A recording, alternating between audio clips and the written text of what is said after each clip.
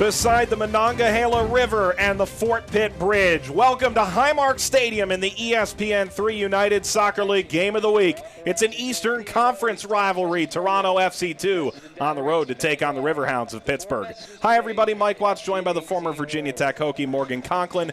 And Morgan, both these teams have a lot to play for in the lone midweek game of the USL schedule. Well, Mike, Toronto's finishing up the last of their three-game road trip, and on the other side of that, Pittsburgh is looking for back-to-back wins for the first time since 2015. Let's take a look at some star players in this one. And Sean Hundal, maybe the most impressive number about him, he's still only 17 years old. And even more impressive, he led his team with 6 goals last season when he was 16. That's almost scary to think about. Last game against Louisville, he was a little quiet, only had 12 touches on the ball, but Coach Bent said he thought he made good runs. Players just didn't always see him, so look for him tonight. He said the timing of his runs behind defenders is one of his strengths. He's the leading scorer for Toronto. It's a 26-year-old who leads the scoring column for Pittsburgh. Corey Herzog is off to a monster start. Leads the USL with 23 shots, 10 of which have been on frame, 4 have found the back of the net. He's tied for 5th in the league with goals, but he's a gamer, has 2 game-winning goals on the year already, and he is someone that Toronto has to keep account of at all times. Including against Harrisburg last time out. Let's take a look at the starting lineups for Toronto FC2. A 3-5-2 look.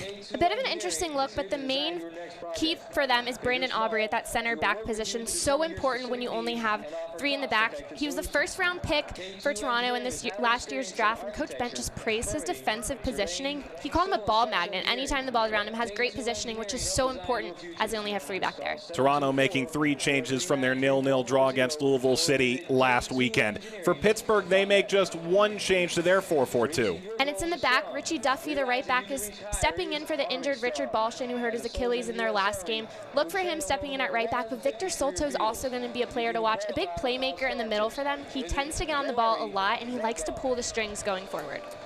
So these two teams both in need of 3 points. Highmark Stadium, will it be a fortress a second game in a row for the Riverhounds? Toronto struggling offensively, will they snap out of it?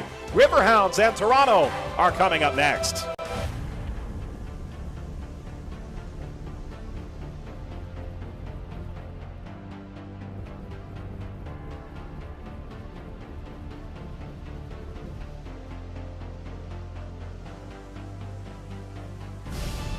We've raised the stakes.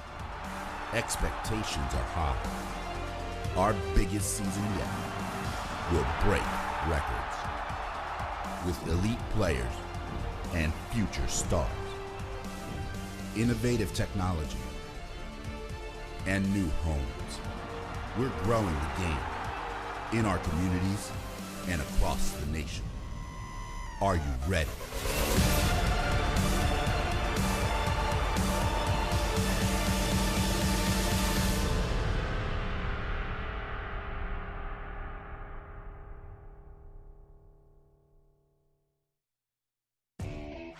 We built the USL into the largest Division II professional soccer league in the world.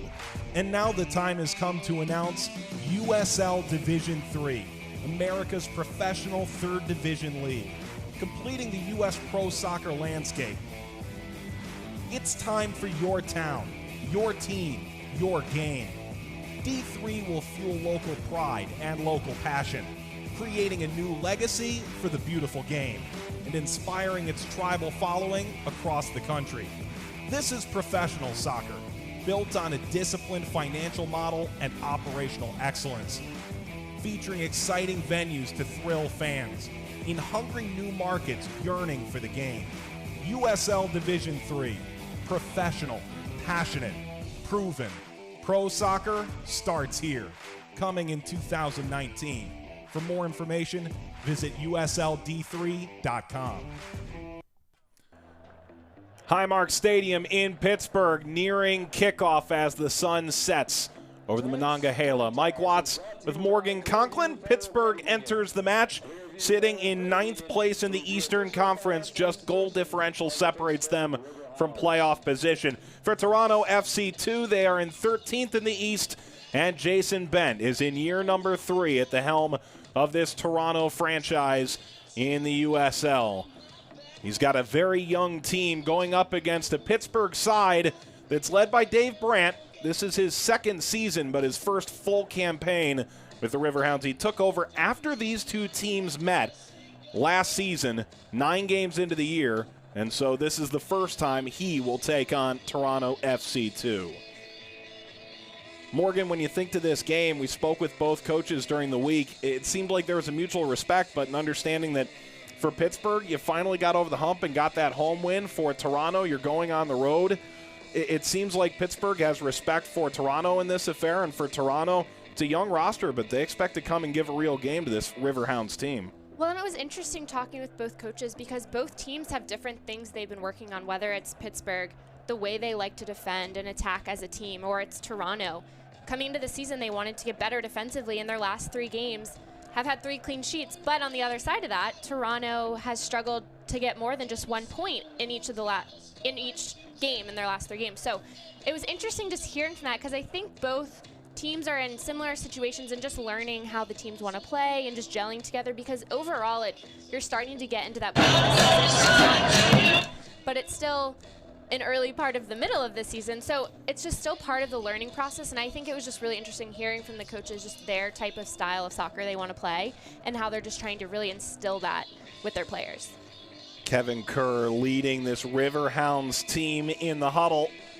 Trey Mitchell backing away towards his goal. Toronto, 300 consecutive scoreless minutes. 5 minutes into the match, if they can keep Pittsburgh off the board, they will set their USL team record for most consecutive scoreless minutes. But the Riverhounds, they try and return to playoff form, hoping to change the narrative and pick up a second consecutive 3-point win at home. And we're underway. Angelo Cavalluzzo perhaps deservedly getting the second touch of the game. He had a credible performance last time out that Jason Bent says was maybe the best he's ever seen.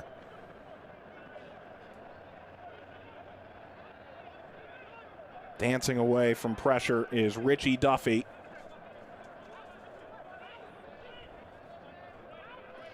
Duffy backing away.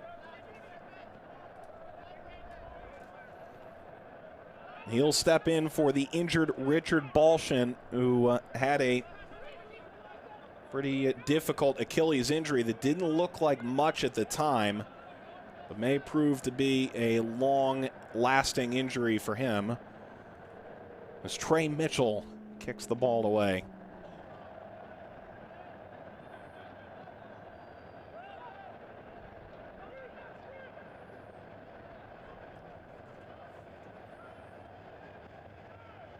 For Toronto, the word this week was try and string together 5, 6, 7 passes in a row. They're stringing together passes now. Ball played in front. Around the goalkeeper. Mitchell kept by Andrews. And then ripped from distance towards the Steel Army.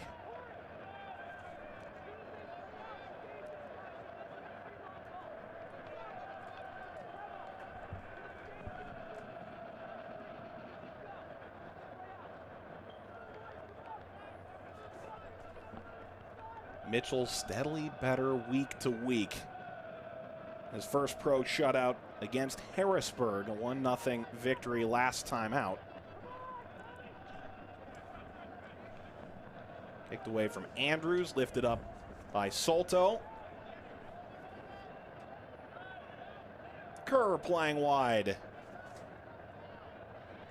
And Mike, playing wide is a theme you're going to hear throughout this game, especially for Pittsburgh, as Toronto has all of those numbers centrally with the 5 in the midfield. Pittsburgh likes to play the width. They like getting wide and forward, whether it's their outside backs or their midfielders. So look for that to be a key for them tonight because there's not going to be a lot of space to play centrally and to build up through the middle of the field. There was the wide play, but the extra pass not on target from Jordan McCrary. And a throw for Oyvind Alseth.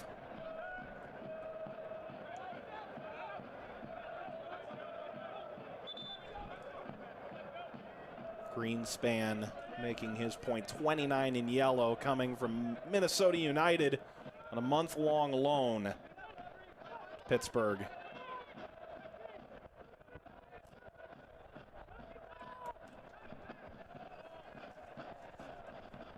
Jamal Jack following through, knocking it out for Pittsburgh. A throw to Toronto in the 4th minute.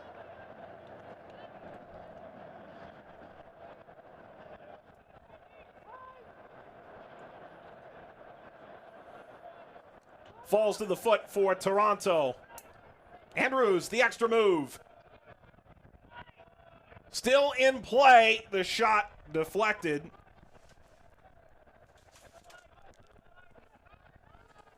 Cello took the final effort for Toronto.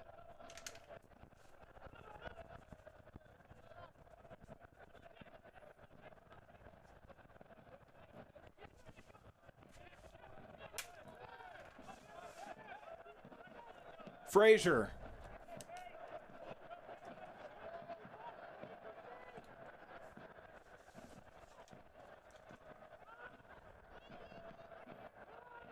Deflected again. Icam Andrews, the effort from distance, and it comes to Kerr. Kevin Kerr, such great awareness. His team hasn't been able to keep possession. He finds the ball there rather than kick it. He holds it, finds his players defensively so they can then build up. Nothing comes from it, but he's in the right position there defensively. He tracks back and then holds the ball up in order to attempt to keep possession. Kerr playing a bit behind Herzog, who's chasing this down. Herzog quite nearly putting that ball away. Cavalluzzo. Hollingsworth. Throw to Pittsburgh. Toronto, by going 5 minutes scoreless to start the match, officially setting the team record for most consecutive scoreless minutes, dating back now through 4 games' time.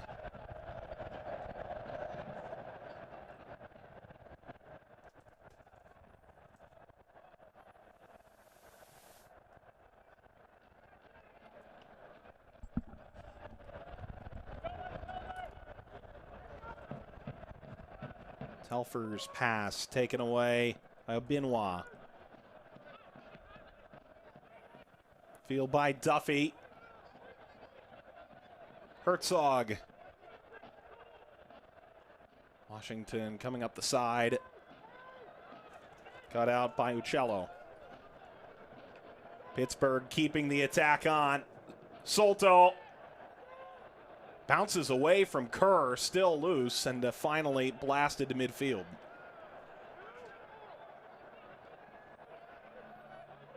Benoit. Thompson was a bit off with Herzog, and in the end, a goal kick. And so far early in this game, it's been a bit back and forth. No team has really had possession. Both Toronto early on was pushing forward, then Pittsburgh's looking to spring their players in. I'm not surprised to see that, especially so early in the game. But as it continues, I'd like to see both teams just settle down. And Toronto's a difficult team to break down the way they have their lineups and how they get players behind the ball.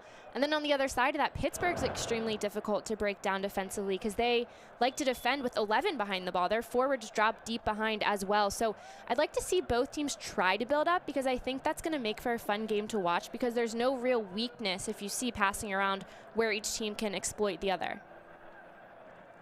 As Jack keeping the ball and playing to the former Navy midshipman.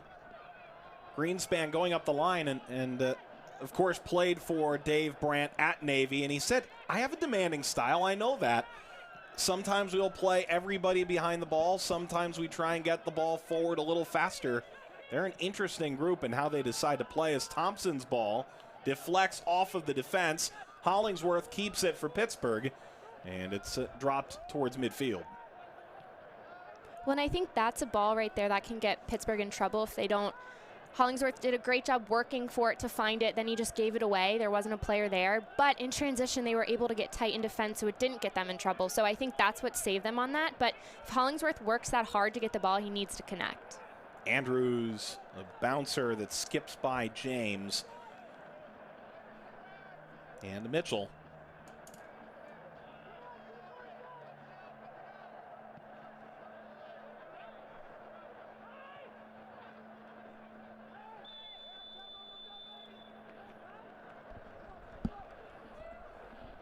Into the 9th minute, and Pittsburgh will have a chance to pin This Toronto team a little bit further back. Matthew Franz is the referee. He was in charge of the 2016 NWSL final, and he's got some extra work in front of him today, as this is a VAR game. It's a match that plays an important role in the close partnership between MLS and the USL. It's a test of the use of the video assistant referee. VAR is implemented during key match-changing situations and serious missed incidents on the field. For more information on VAR and its use in the match, uslsoccer.com/VAR. And definitely wasn't needed on the foul, and certainly isn't needed on the ensuing free kick. And even though it's early in the game, that's something that I think is frustrating to see, one, as a fan, but also watching the game tactically, just to give up a free kick like that, because you don't know how many more opportunities you're going to get like that throughout the course of the game. So if Pittsburgh gets another chance like that, they need to have more numbers in the ball. But if Greenspan can pick out a player, that's what'll make it dangerous. And Greenspan knocking the ball back towards the referee. Uccello took the spill.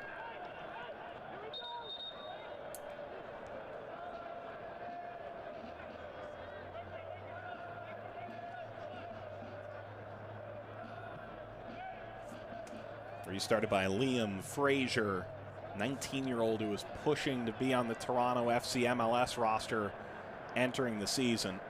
This is a Toronto team that's stacked with high-level draft picks from the last couple of years. Future stars for Toronto are very much in play for TFC2. That's an interesting ball towards Kerr, cut out before Thompson could sneak it through.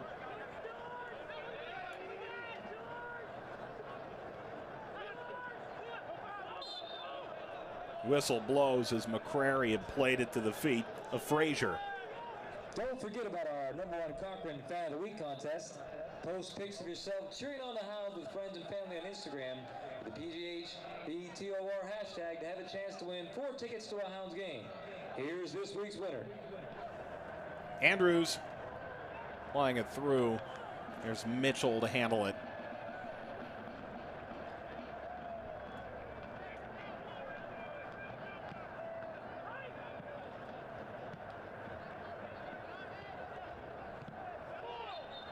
Hollingsworth stepping in, belongs to TFC2. It's a quick restart going right down the middle.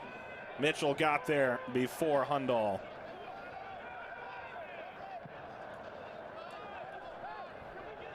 And Hundal's run there a second ago was emblematic of what we had spoken about with Jason Bent. He said he gets through lines in a way that's maybe unexpected for a 17-year-old. And that just shows the game maturity and the soccer maturity Hundal has, because it's difficult to read a defender and be able to time your run about when's the best moment to get in behind them. So the fact that he can do that at such a young age is just such an exciting part of his game to watch, because that's what makes a player fun to watch as well, is whether they pull wide and just sneak in behind, or if they can just make that quick split run and then if the ball's played through to them. So that's it. It's a difficult part of the game to understand. So for a young player to be able to do that, it's at a high level, it's extremely impressive. McCrary throws it in. Hundal had just won the throw as Thompson blasted to midfield. And I don't know what you were doing when you were 16, but scoring 6 goals in professional soccer at 16 years old seems pretty good. Yeah, not that. Probably trying to get my braces off. It's Hundal, there he is. The teenager stepped over the ball slightly, and ultimately it's a goal kick to Mitchell and Pittsburgh. Hey fans, stay up to date on the latest USL news and information from around the league. Tune into USL Coast to Coast, Mondays at 9 p.m. on Sirius XM FC, Channel 85. Don't forget, Sirius XM FC airs most of the USL games of the week. Check USLsoccer.com for dates and times. This past week, it was the undefeated head coach from San Antonio joining USL Coast to Coast, Darren Powell. Also Stephen Short from USL's Division 3 department, Vice President Business Operations, who's hard at work in that neck of the woods. Hundal plays service. It was dangerous. Jack was able to get a piece.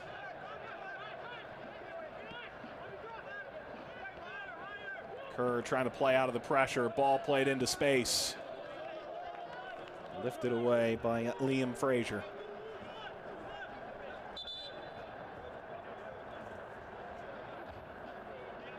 Dave Brandt, such an interesting conversationalist on the phone this week. Came through Messiah College as a player and did terrific work at the D3 level before moving on to Navy as the interchange whistled into an offside position.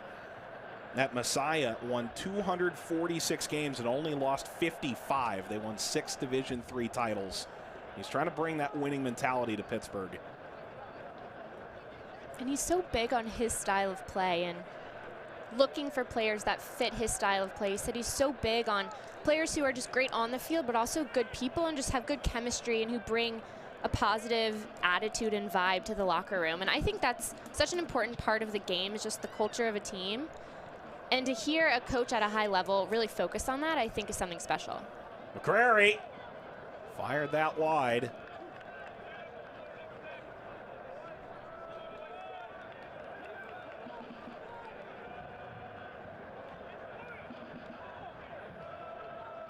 Reaching the quarter-hour mark of this affair, McCrary tore his ACL in preseason in 2014 as a senior at North Carolina, finished out the following year, and was a first-round pick to the Revolution.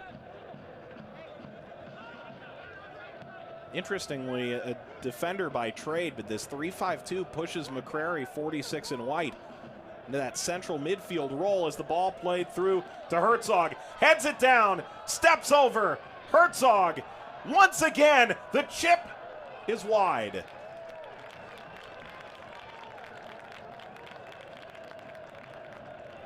Herzog, just that little slip run in behind Allseth, just the knowledge he doesn't want to hit it with his left, brings it back across to get it to his left the second time, and just, he knows the keeper's coming off of his line a little. He saw the corner earlier when he did his first cut, and to keep that in mind, the awareness that Corey Herzog plays with is incredible. Just to do those 2 moves and still know that you have that far corner available. It didn't fall for him, but just the vision he has.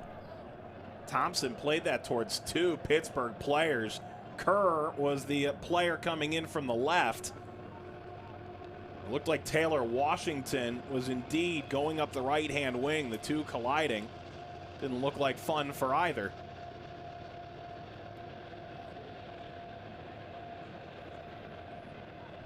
As jobs on their way into Pittsburgh, that is the economy of this Steel City, those train tracks along the Monongahela River.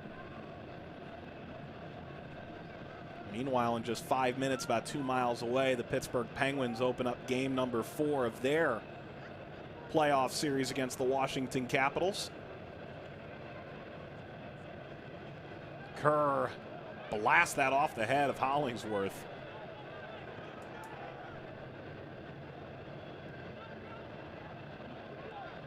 There goes Hundahl again. Duffy lets it out.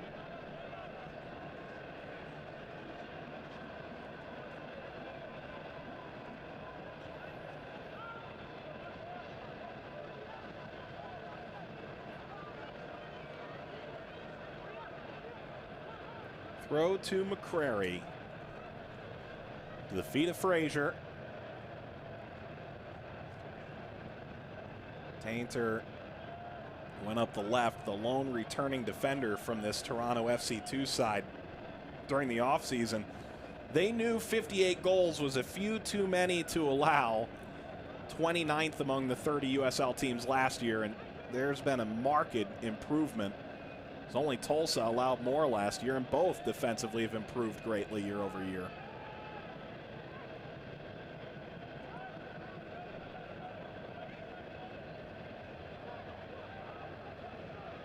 Another bite at the apple here. Telfer getting it off to the left-hand side, and a skipping shot finds Mitchell. And for Toronto, it looks like they're settling for that outside shot, but it's because they don't have many options. This Pittsburgh team, as we said, gets numbers behind the ball, and when Toronto has pushed their attack forward, it looks like most of the guys were just standing on the 18. So if you don't have somebody pulling extremely wide, even maybe off the field for a moment to give you that width, there's not going to be anywhere to go unless you go backwards and try to rebuild. So for Toronto, I'd like to see more movement up front, because when all of their players are stagnant right around the 18, there's not many options except for taking a long-range shot. when you have chaos all around you, it won't even be a clear look on frame. They do have 5 shots. It's just 5 shots that didn't really have a tremendous chance to go in. Well, and they've gotten some good looks. They've had a couple penetrating dribbles, but it's, as I said earlier, both these teams are going to be extremely difficult to break down, so it's going to take extra movement in order to move the defenders around to find space, whether it's to find space in the midfield if you're Pittsburgh or to find space up front if you're Toronto. Herzog, a nice interchange, tries to play to Kerr, who's still battling for inches, and ultimately it's Brandon Aubrey who wins the foul.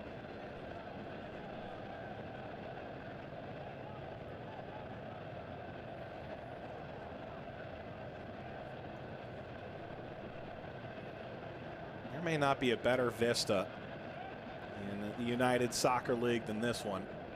The river and the cityscape, along with these train tracks, as interesting a view as you can get off the field to pair with the on-field action. Pittsburgh wins the ball in the 20th minute. Lifted up the right-hand side. Herzog making a run down the center. Ball played towards him. It's too high. Kerr chasing. Toronto knocks it to midfield. Knocked ahead by Souto. Thompson has been a dynamo early in this affair.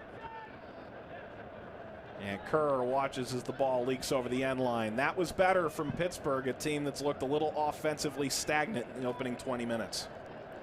And the build-up started with their outside back, Taylor Washington, finding that free ball to Hollingsworth, who, if he can keep that on the ground and pull it across the 6, that's where Herzog is. But he got under it a little bit, so it was difficult for him to get there. Hey, soccer fans, Nike is an official sponsor of the United Soccer League. For more information, visit NikeSoccer.com.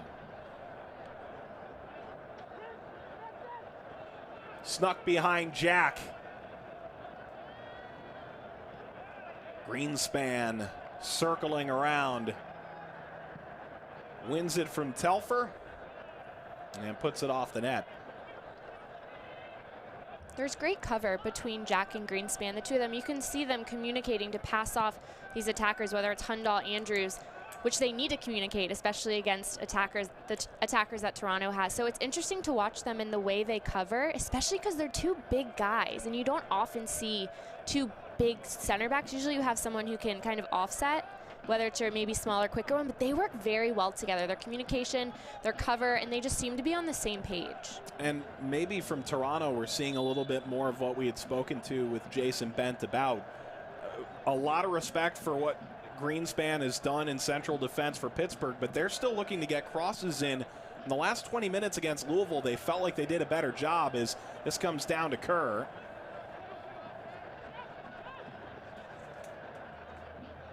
When, as you mentioned earlier, talking with Coach Ben, he needed his team to connect passes. Long range effort is in! A terrific goal for Pittsburgh! A 0-0 to the Riverhounds.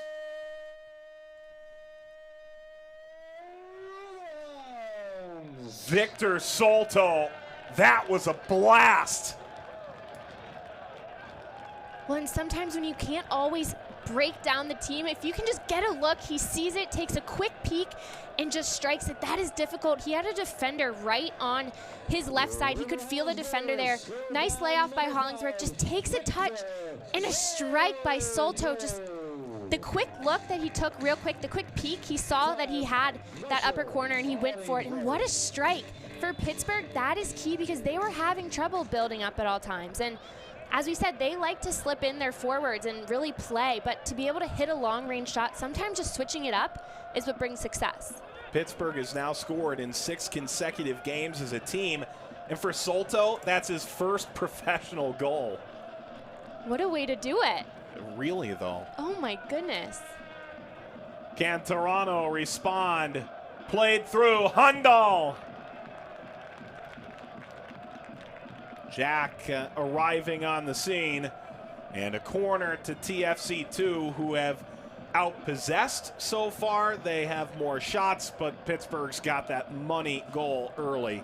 Well, and if Hundal and these attackers continue to push forward and make those little slip runs, one is right around the corner for Toronto because they're due for a goal, especially after the past couple games, and those little runs are so key. His team just has to continue to find him because the first part is the run and the second part is feeding the ball. Great slip ball into Hundal, doesn't get it to fall, but if he can continue that, that will be a positive side for Toronto. James bounces all the way through. Looking for the volley, instead played in by McCrary. Here comes Pittsburgh, looking for a second quick goal. That takes a deflection and a throw to the Riverhounds. Pittsburgh might get to keep the ball, but that's very good defense by Alseth there, knowing that the ball around him, there was a run coming through splitting, but he just had good possession, was able to knock it out, which allows his team to reset. So even though Pittsburgh was able to keep possession there, that was a very good defensive play. Alseth won the ball off the impending throw, but Pittsburgh seemingly taking over. Kerr couldn't maintain. Jack stepping in and had no support to his side.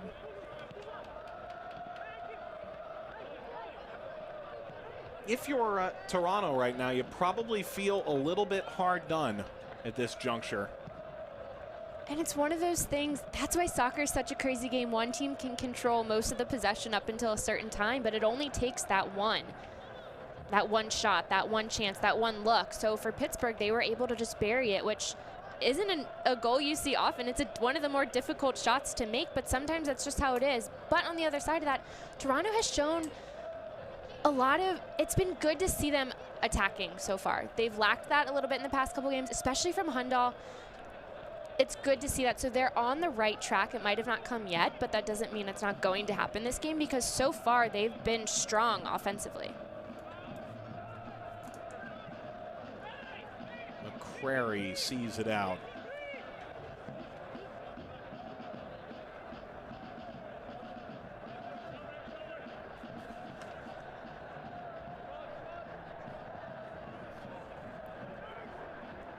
Toronto allows their first goal now in nearly 4 complete games. 332 minutes is where it ends. The TFC2 scoreless record for their defense. And it took something pretty spectacular to make it happen. Victor Souto scoring in the 22nd minute. Well, and that's also the sign of a good defensive team, is if it takes a goal like that to break your streak. They haven't had silly goals where it was a mental lapse. They've played strong defense all around, so it's one of those you're not happy to see the streak go, but if it takes one like that, it's kind of an understanding that you've done everything right. That was a bit of a give up right in the middle of the field. You also don't expect a shot to come from there at all times, so although the streak is up, that has to be something that they're proud of, especially trying to improve their defense this year, which they've absolutely done so. Souto, the 4th leading passer in the United Soccer League, simply by sheer volume, takes that shot and cans it as well. Knotted out by Brandon Aubrey. Quick throw in from Herzog, seeking out Kerr. Alseth going up the line. McCrary turned it over.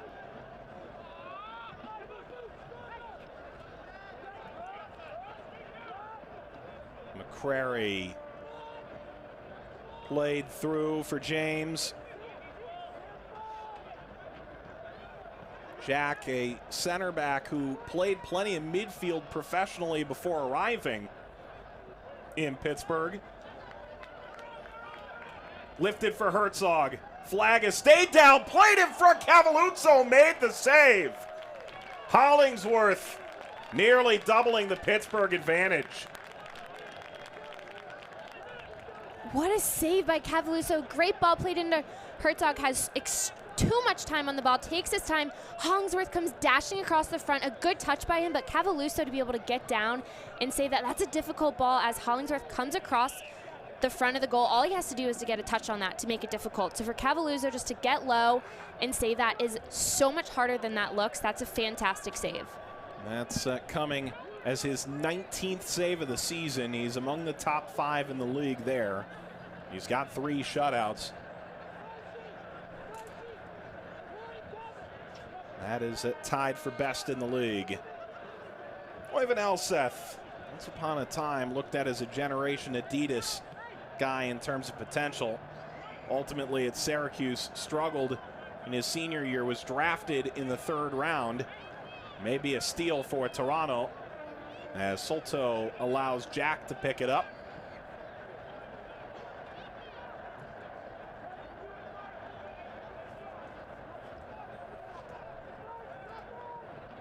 Ball played into the middle again by Toronto. They've been looking to get more crosses in from that wing, and they've done a pretty good job of it so far tonight.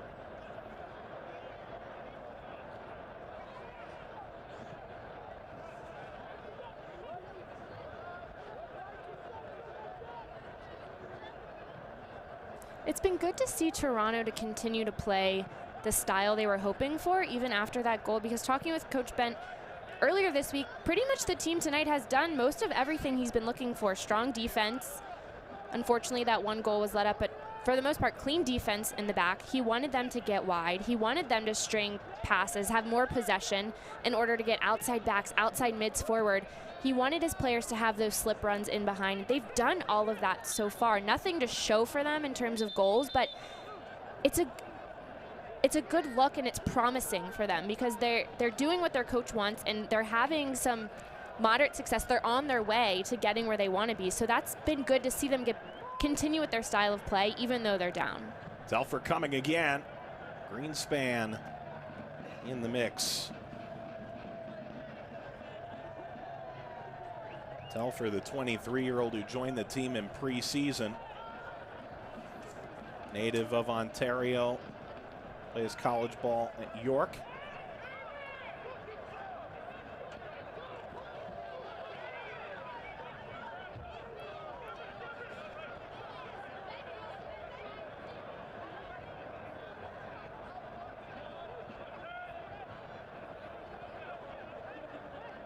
Uccello, Frazier. Passing lane cut off. They try and go to the wing. McCrary looking to move quickly for TFC2.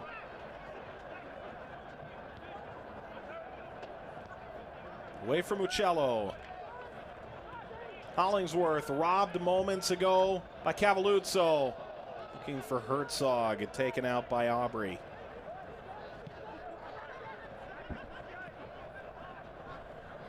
McCrary racing. Ultimately, Duffy as the 12th man, the touchline, win the ball for him.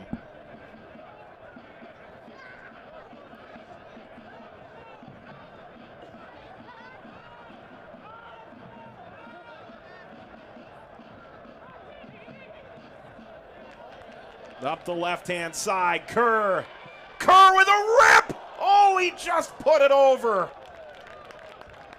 That would have been special again for Pittsburgh in the 32nd. And what a special little ball played in by Hollingsworth. Kerr gets the touch, takes it with his right foot, the outside of his right foot, just misses wide, but what a look on frame. And for him to take that from that angle, the confidence that Kerr has right now. But that ball that was set up by Hollingsworth is what played him through, just the vision there. Kerr's numbers last year, outstanding. 10 goals, 9 assists. This year, a little less productive on the stat sheet in the early going, but he is among the best chance creators in the United Soccer League statistically, and eventually you expect a place like that to go, as difficult as they are to imagine.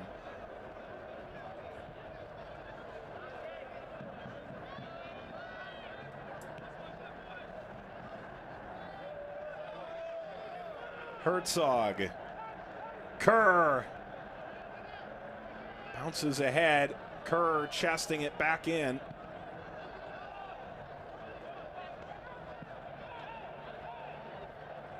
That's not a great clearance. Mitchell colliding with Jack.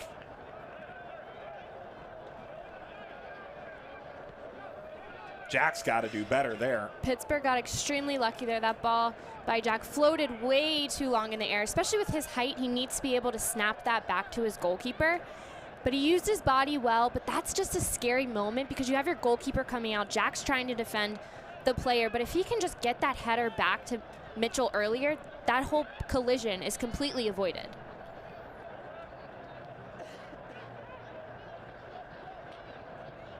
Frazier's pass into midfield. Jack was all the way up in the midfield line, the central defender. Herzog flipping away Alseth.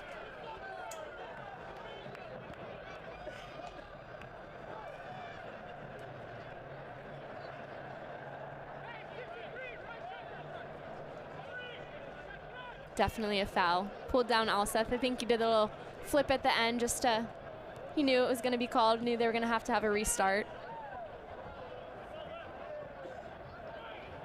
Again, the collision, and again, Thompson this time was unable to clear the danger. Pittsburgh does get it across the midfield line. Kerr, native of England, captain of this side for a second consecutive season.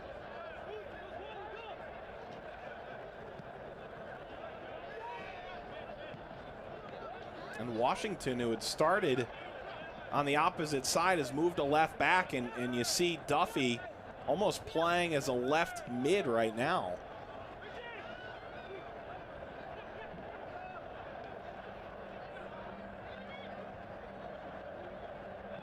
Hundahl was trying to work magic with Icam Andrews.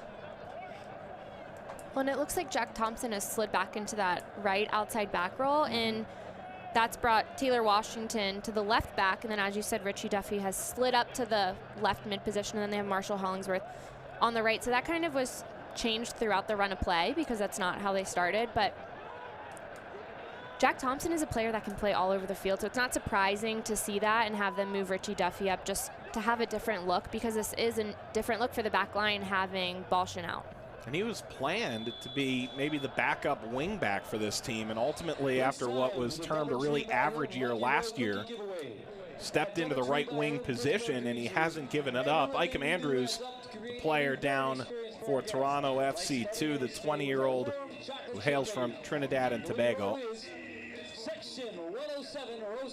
But for Thompson, that means he does have that ability to allow you to make changes. And for Toronto, we'll see whether or not they can make Pittsburgh pay here in the 36th minute.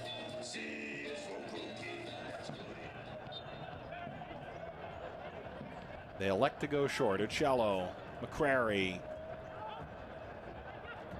Andrews.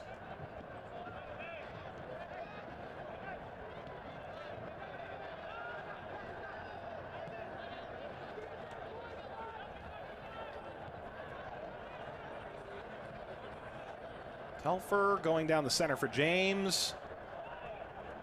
Jack.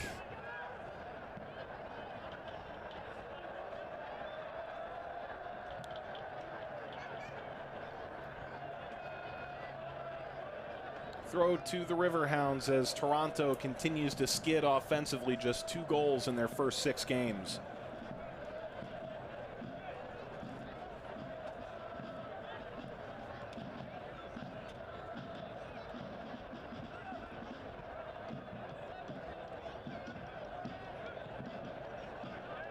Benoit, Washington.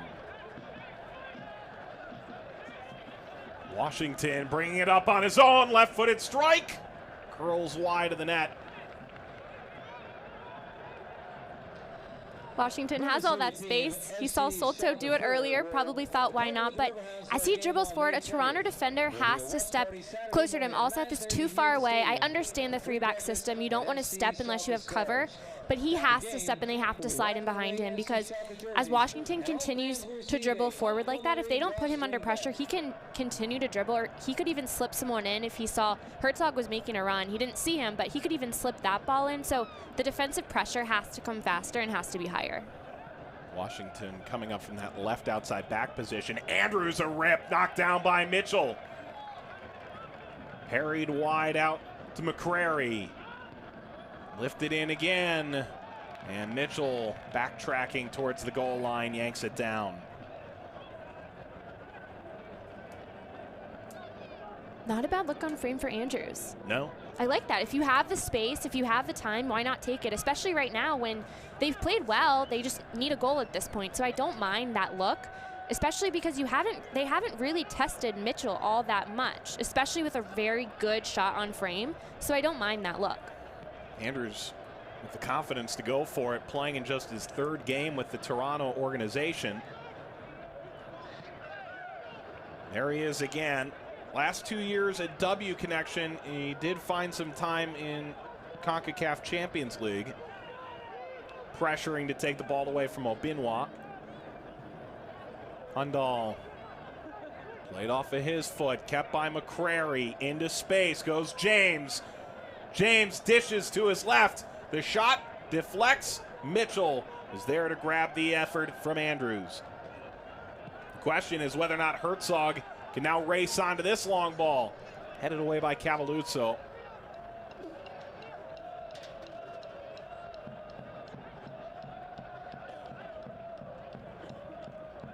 This game has picked up pace in a real hurry. Well, and Mike, the key to that is the transition, because you could just see how stretched out the teams were for once, because there was 2 quick transitions, one on each side. So that might be the key to finding space going forward, because otherwise it's been so crammed. So the quick transitions allow both teams to actually have space for once. Benoit playing to Herzog, tried to play through the legs to Kerr. And now into space for Hundal. Jack arrives.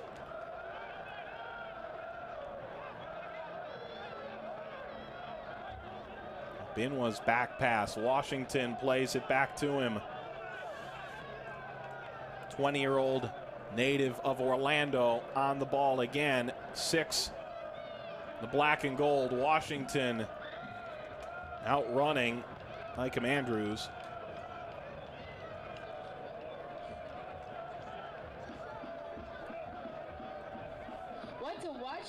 Washington drafted by the Philadelphia Union, played last year with Bethlehem Steel, and I asked this week whether or not it was a guy he had seen in league play last year. Dave Brandt made him bring him in. He said, no, when I was at Navy, I played him about 3 times in Fairfax with George Mason, the Atlantic 10. 2 with a good understanding of what the other was looking for this year. Washington signing on to join the former Navy midshipman coach.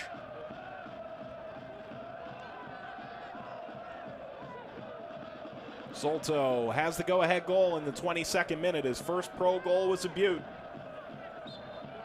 Benoit got yanked by McCrary.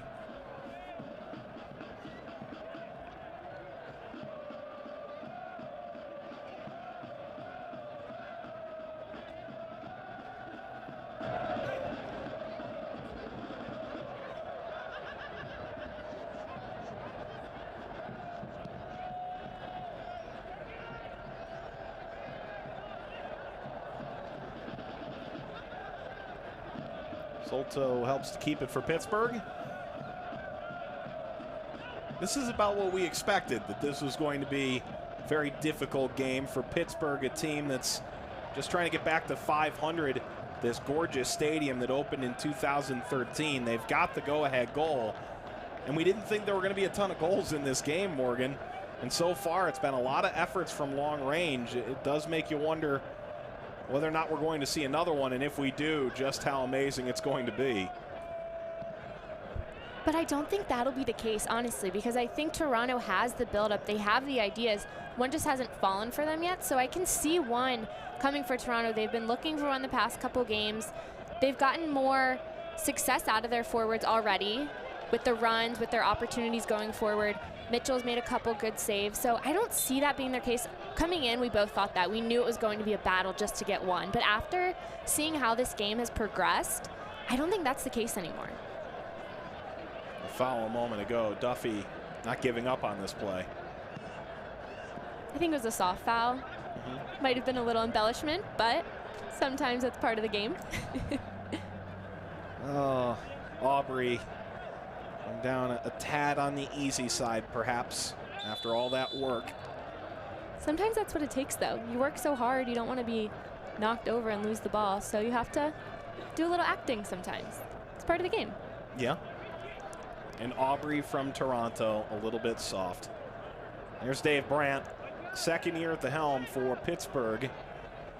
This team's got the lead, and it was a bit of an uncoachable strike from Victor Souto. Well done, Hollingsworth playing to the feet of Kerr. To his right, Kerr the rip, deflected back. And that terrific from Aubrey.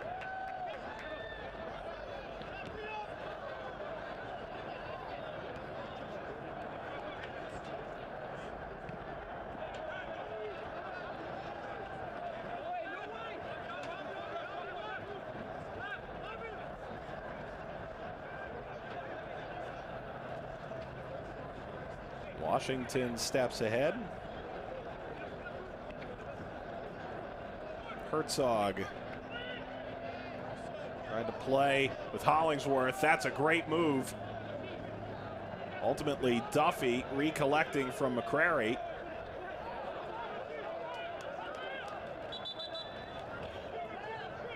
Brian James so cheeky on the ball to get out of that. Beautiful footwork. Just to get around two defenders. First does the spin, then the touch wide. Very nicely done. You don't see that often in the center of the field just because it's so much more compact. Kerr serves the ball, deflects out, handled by Herzog. Kerr steps back on. Herzog trying to play Kerr again. There were just a few too many white shirts.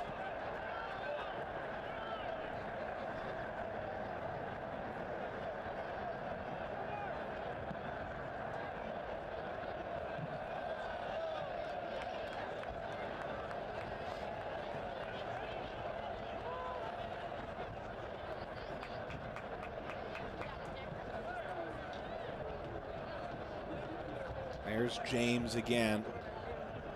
Magnificent on the ball moments ago. 1 minute of added time in this opening half. A minimum of 1 minute stoppage time at the end of the first half.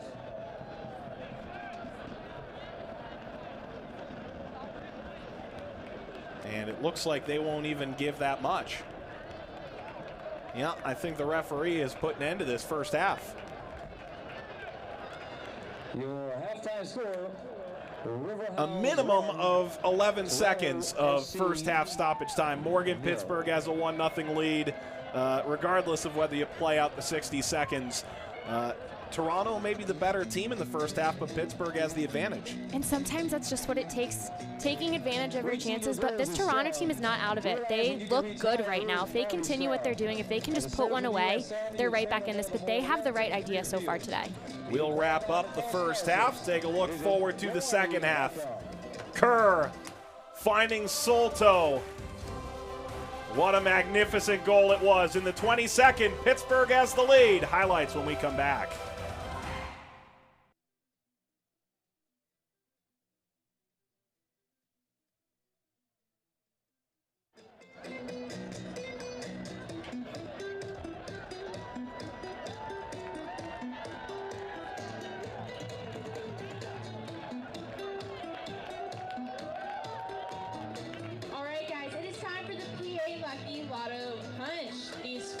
Contestants have the potential to win $300,000 and some pretty awesome Riverhounds merchandise. Now, they're going to introduce themselves this week. Kim from Pittsburgh. Heather from Swickley. Gloria from Swickley. Jill from Scott Township. All right, let's hear it for our contestants for the PA Lucky Lotto Punch tonight. Are you guys ready? Jill, why don't you go first?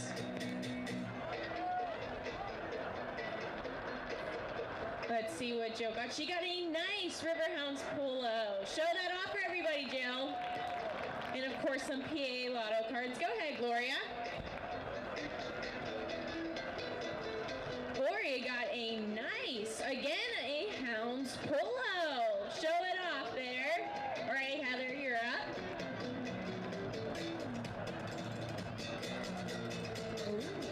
Oh, Riverhounds ball cap, and show off that PA lottery card for everybody.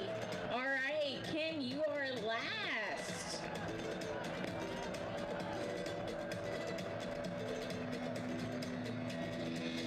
And she got a nice Riverhounds drawstring bag. And the lotto ticket is hidden, but she's still got one. She has the potential to get that $300,000. Everybody show off your prizes again for the crowd, and let's hear it for our contestants.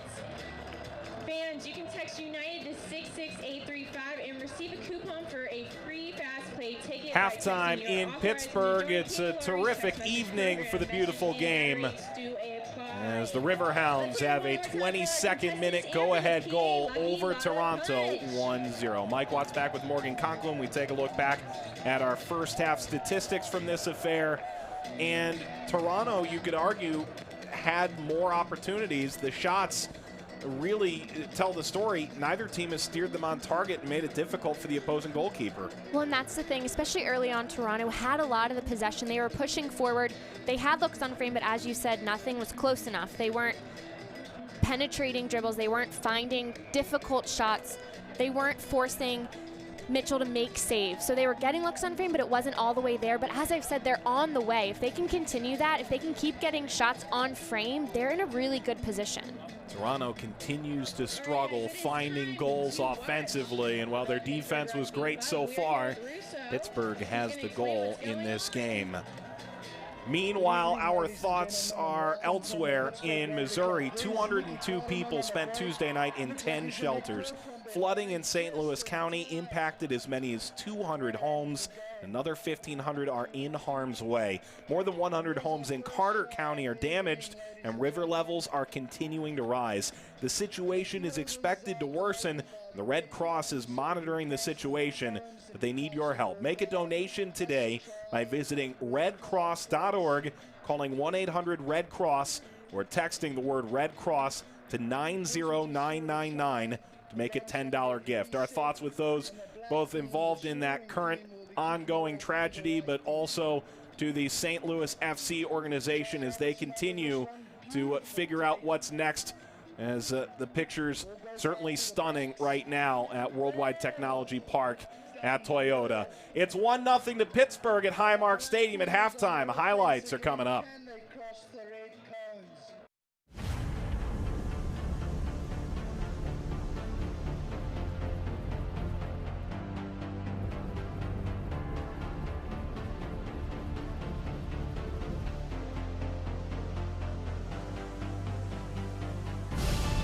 We've raised the stakes. Expectations are high. Our biggest season yet will break records with elite players and future stars, innovative technology, and new homes. We're growing the game in our communities and across the nation. Are you ready?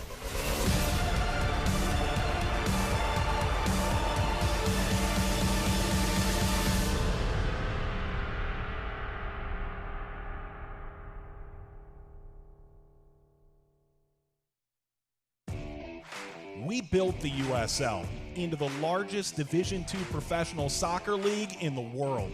And now the time has come to announce USL Division III, America's professional third division league, completing the U.S. pro soccer landscape.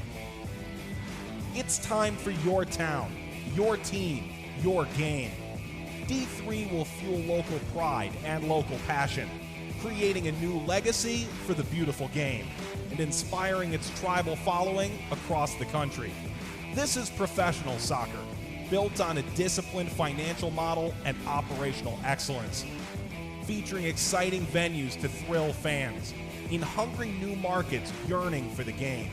USL Division III, professional, passionate, proven. Pro soccer starts here, coming in 2019. For more information, visit USLD3.com.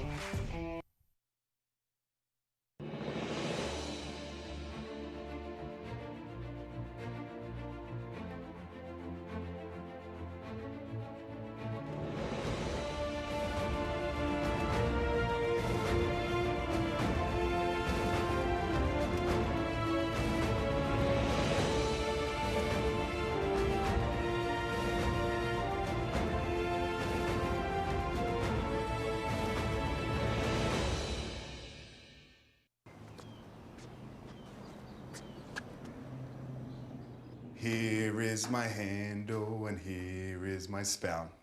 When I get all steamed up, then I shout. Tip me over and pour me out. Oh. It only takes a moment to make a moment. Cheers. Take time to be a dad today. Mike Watts back with Morgan Conklin. One of many bridges surrounding the Steel City in Pittsburgh. It's a gorgeous evening tonight as giant games being played both here and at PPG Arena just down the road. It's the Riverhounds with a 1-0 lead over Toronto FC2. 22nd minute goal from Victor Souto has been the difference. Let's take a look at the Eastern Conference standings. These two teams are currently just outside of playoff position, still very early. These are the top 8 teams in the East, Morgan. Charleston, a big name in this league for years, just over the Rowdies based on goal differential. Major news in Tampa Bay as they have gotten the go-ahead to move forward with their stadium plans. This is a really loaded East right now. And all these games are so fun to watch because there's just so many great names, great players, great coaches that when it just transfers onto the field. So all these matchups have been so fun. Louisville, undefeated still, just so fun to watch all of these teams. Let's take a look at the Western Conference. You mentioned undefeated. How about San Antonio? We had the coach from San Antonio FC, Darren Powell, on USL Coast to Coast on SiriusXM FC this week. So pleased with how his team is playing. Right now, it would seem like they're running laps around the league, but Real Monarchs right on their tail. This San Antonio team is loaded. Well, and how can he not be pleased at this point? Cesar Elizondo, the player of the week for the league. Billy Forbes tied with most goals in the league with 6. Just a team that's so dynamic attacking, great in transition. They are a fun team to watch, so how can he not be pleased at this point? And they'll be playing Sacramento this coming week, a monster game in the West. Pittsburgh has the 1-0 lead here. A win would spring them into playoff position. We look back at the highlights from the first half after this. Christian, let's see what the ref says. It's a little bit far for me. It's held up, ladies and gentlemen, no try. He could not touch the ball down in the end zone, so that's a scrum to the offensive team. The black team puts it in, gets it out, goes to the corner to Jamie Lennox. He tries to get through and does get through. Dash. 4 tries to 2 with 2 minutes to go.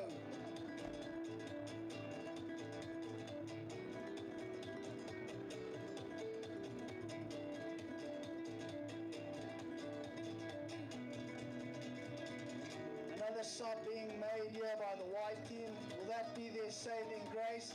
Dave goes up, great take in the air.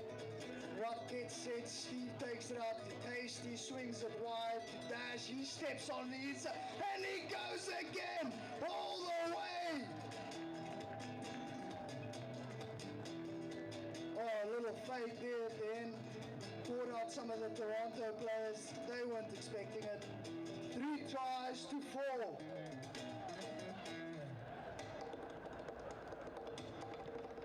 The kickoff is good. Clark hoops under it. Gets past 1. Gets past 2. And here it goes. Will Dash catch him? Oh! Ran out of field. Scores in the corner. 5 tries to the black team and 3 tries to the white team.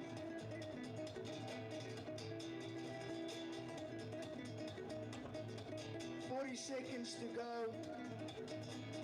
Black team kicks off. Dave's under it. Gets up. Takes it. Just strips it away. Says sorry. A city known for sports success, one known for steel, and one certainly known for the bridges on the way into town in Pittsburgh, Pennsylvania. A 1-0 lead for the Riverhounds over Toronto FC2 at the half. Let's take a look back at first half highlights, Morgan. And early on, the best opportunities belong to this Toronto FC2 team. And it came from their possession, but Pittsburgh was able to get Corey Hertzog in a couple times, split through great footwork by him, and just a little cheeky look on frame didn't fall for him, but we've seen him score goals like that this season. Hertzog has 4 on the year. Whoop. And a second step over, and quite nearly the finish. That in the opening 10 minutes. It looked like it may take something special to beat Angelo Cavalluzzo on this team. Big collision between Washington and Kerr. Both would be okay. And it's good to see them okay. Pittsburgh struggle with injuries so far this season, but Toronto has put the pressure on the other side. They've had a couple long-range shots, which haven't been the best chances for them, but at least they're getting forward. They have numbers, and they're looking on frame. Telfer setting up Hundal there. Kerr finding Hollingsworth. Souto, here he comes. 22nd minute, a banger. And by Hollingsworth bringing his first touch back, Souto comes around. It creates the space around the defender. Great first touch by Hollingsworth. Sees him, the little touch, just takes a quick peek, and just a beautiful strike to find the back of the net. What a way to get his first professional goal. We move forward in the opening half. Hertzog playing it down center. Cavalluzzo, first big save for him. Hollingsworth is robbed. Cavalluzzo coming up big time there. Hertzog has way too much time on the ball. Just is so comfortable. Picks his head up, picks out Hollingsworth, who makes a dashing run, but Cavalluzzo so quick to get down low. Kept his team, kept this a 1-0 game. That was a great save. And Kerr, that would have been incredible. And on that one, there would have been nothing he could have done if it was just a little lower on frame, but Kerr's proving to be dangerous when the ball's at his feet. Let's take a look at upcoming schedules for these two sides. We begin with TFC2. They will welcome 3 consecutive teams. Bethlehem Steel will visit BMO Field in Toronto, while it'll be off to the Vaughan Soccer Center for the Rowdies and the Kickers.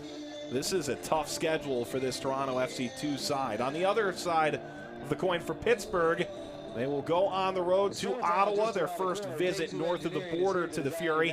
Then they take on Louisville City at home. That's a huge game for both sides. And that's going to be a game that they're happy to have at home because Louisville's so strong, such a good possession team, so that'll be a fun one to watch.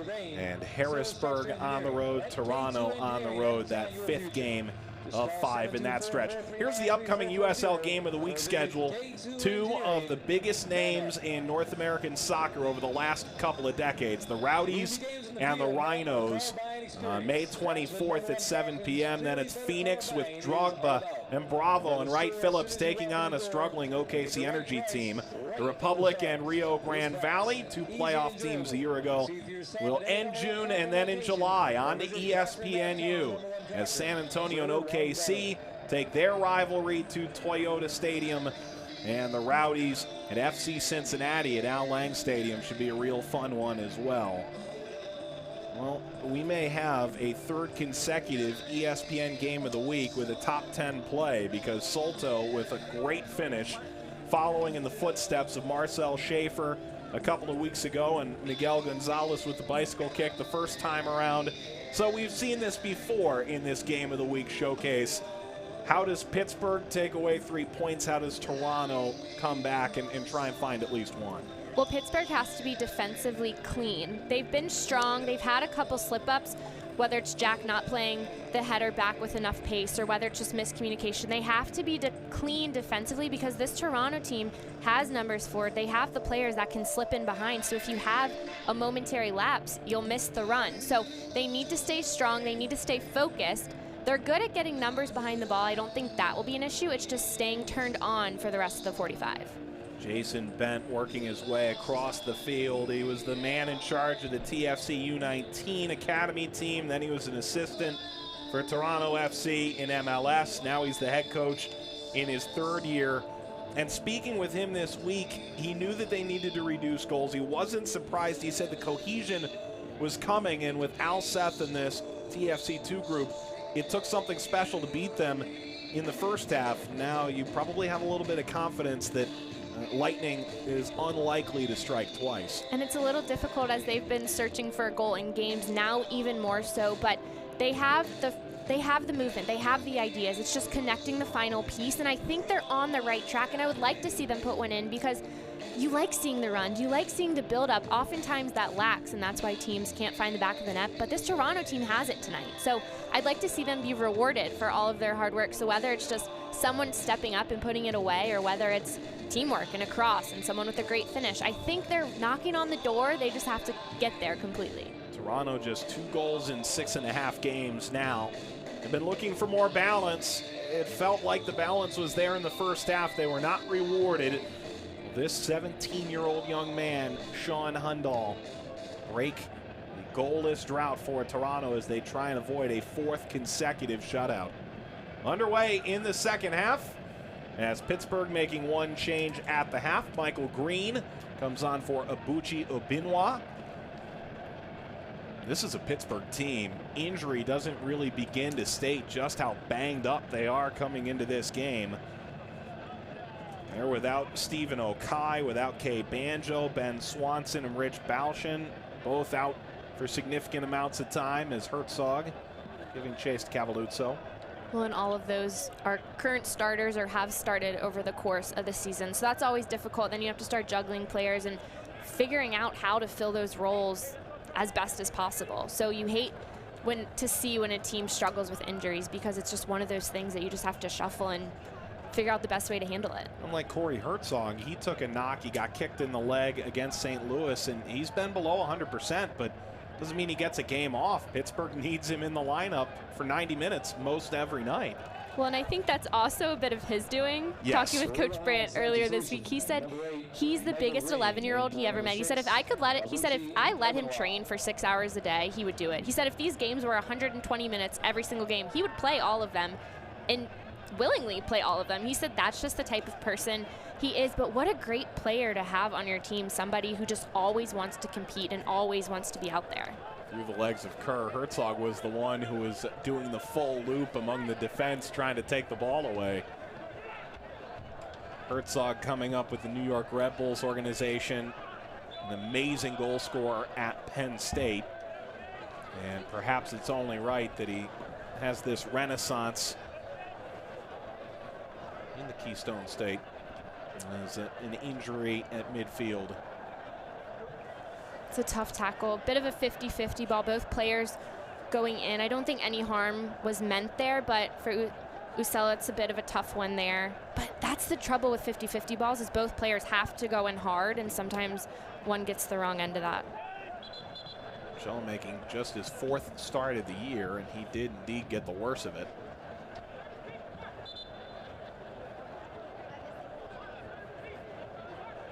This is the most the whistle of Matthew Franz has been used all game.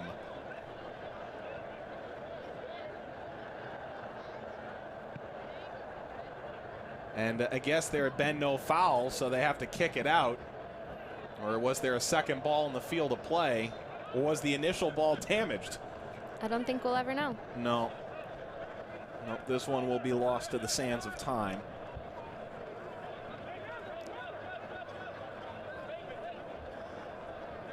Throw for Richie Duffy, comes in for the injured Rich Balshin. Made his pro debut against Richmond. Went 67 minutes in that affair.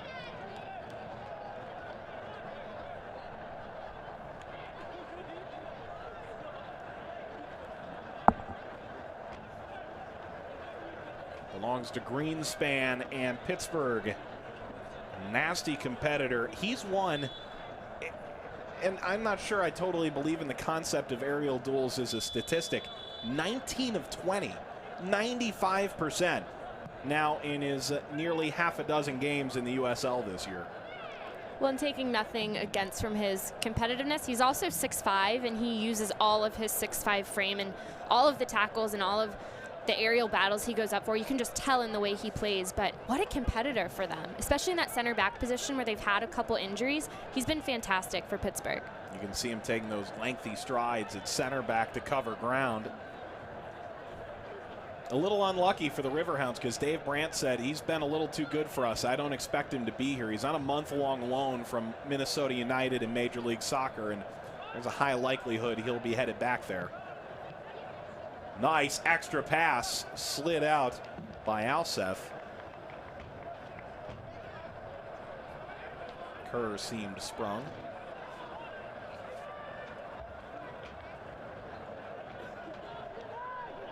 Everybody a little too close together. Turned over to Andrews. Hundal was curling by the defense. Jack was up to the task.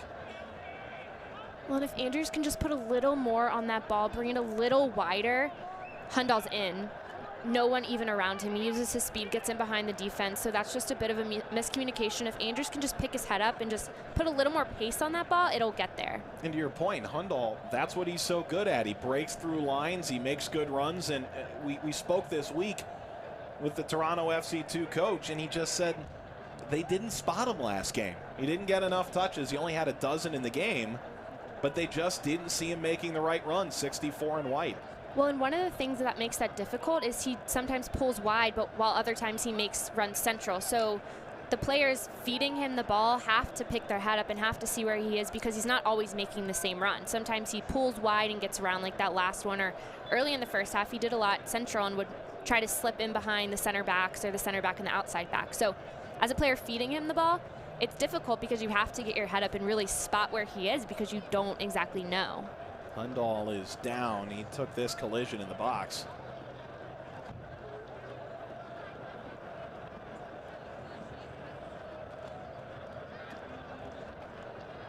Hundal get up on his own.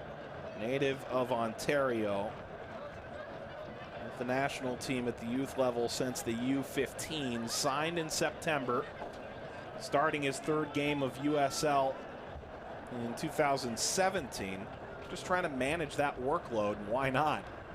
He's still just 17.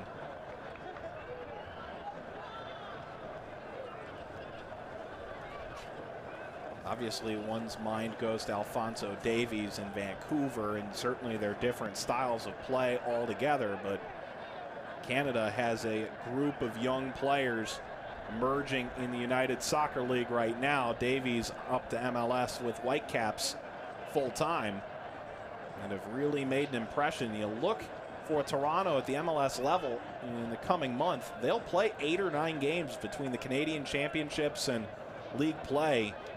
A lot of these players may find themselves playing in MLS or Canadian Championship play in not too long a time. The Pittsburgh Riverhounds would like to welcome the FC Pittsburgh boys, the Pittsburgh Rugby Club, and Hillel Academy to tonight's game. Greenspan. Thank you for your attendance. That was creative. The dummy from Souto. Herzog just a little too far stretched. Andrews forgot something, but more than makes up for it. Plays it down center. Greenspan catches up. Telfer. Hundal. Shove away from the ball from Jack. A goal kick to Mitchell. Well, and that ball that goes into the corner, it's a difficult ball to collect if you're Hundal, especially with Jamal Jack sprinting across, using his body, trying to get there first. So if Hundal, if he's on the wing, if he can open up and get a touch rather than letting it run, that'll be his best bet. Or if he stays central, if that ball can be swung around, then he's in.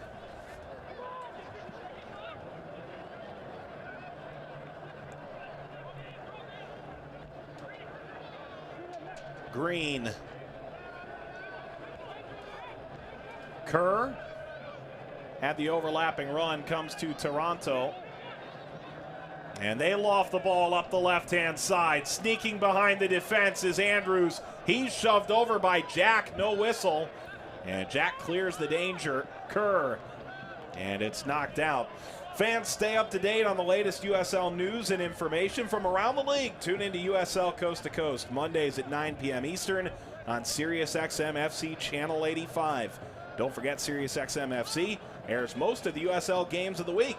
USLsoccer.com for dates and times. Mike Watts, Morgan Conklin with you. The ESPN3 United Soccer League game of the week, matching Pittsburgh, tied on points for the last playoff spot in the Eastern Conference in the early going of the season. Toronto FC2 trying to pick up a major win away from home in their 7th game. They look for win number 2. Green. Kerr. Too far ahead of him. Telfer.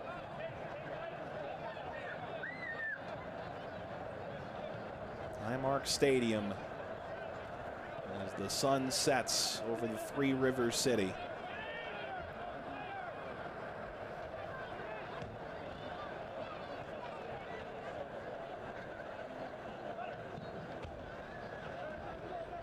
Hundal holding up play, turning, takes on Thompson. Ball for Uccello, deflected out. Corner for Toronto. This is just their second of the match. Well, and this is a good opportunity for them because as that buildup happened, Pittsburgh had all 11 players behind the ball, so they didn't have many options. So for them to build up and get a corner is probably one of their better opportunities of the game because it's in a dangerous spot and they can get their numbers in the box. Brian James dummied through, kicked out by Aubrey. Can Herzog and Kerr lead the rush the other way? Hollingsworth colliding with Alseth, keeps the ball, spins over, creates space, plays it across. Bounds down, Souto. Broken up at the last moment before it found Duffy.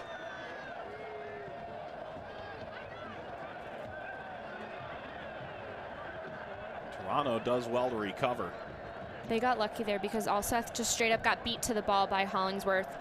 Tainter did a great job defensively in covering that ball that came across the box, but they got very lucky during that last play because Hollingsworth was in. He beat his man 1v1 flat out and was inside the box with no one around him. Just used his speed, just got inside of Alseth, cuts the ball in, has so much space once he loses his defender, but Tainter, fantastic positioning to be where that ball came so he could just clear it out. Then Souto was fouled. That's enough for young Sean Hundal. Aiden Daniels has come on in his stead. 18 years old. It was not a substitution made for experience. Pittsburgh Riverhounds on Twitter. You'll find poll for tonight's match. Meanwhile, opportunity for Pittsburgh to the 57th minute. Giant miss from Green. He got a full leg swing into that. And a chance for the counter. Washington won it away from James.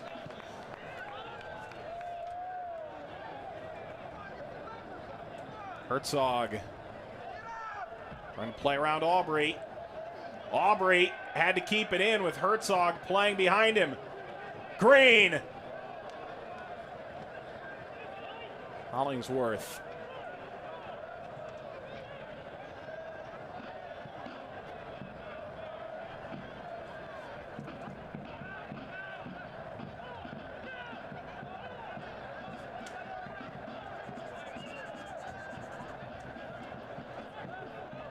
Greenspan. Hollingsworth was unlucky not to score in the first half. Kerr strokes it into the wing, brought down. A step in before the effort from Jack Thompson. Well, and Mike, the difference right now in winning the battles is that Pittsburgh is running through the ball. These Toronto players are getting near it, but they're not committing 100% to win the tackles. So Pittsburgh is just keeping the ball and just running around them because they haven't had anyone before this who just steps in and wins the ball. Souto loses it. And the run upfield by Telfer. Sneaks by Duffy, has a man running down center. He overshot everybody. Backstopped on the wing. Maybe a second look for Toronto if they have enough players in the box. Reloading now. Cello. Served again. Jack. Kicked away from Tainter.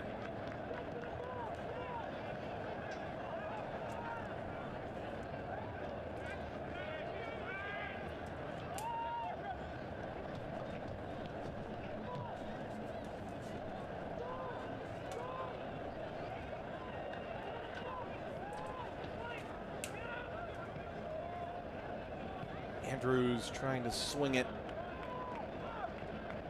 all the way back to Cavalluzzo. He has been unlucky not to have a win in these last 4 games, beaten by the perfect shot in the 22nd minute in this affair by Victor Souto. Was not beaten in the 3 games previous. He said he had never gone through a run like that this week. In talking to media, he said 2 games maybe. 3 games like this, beyond what he's experienced.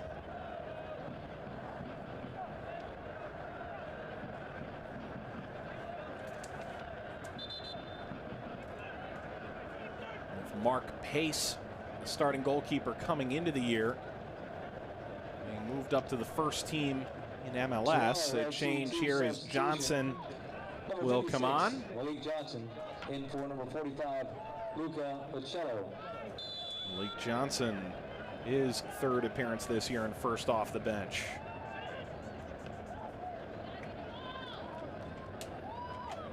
It's enough for Luca Uccello, who went down with an injury in that opening half. Was able to stay in, though. A little too far away for Johnson. Turned 19 back on April 13th.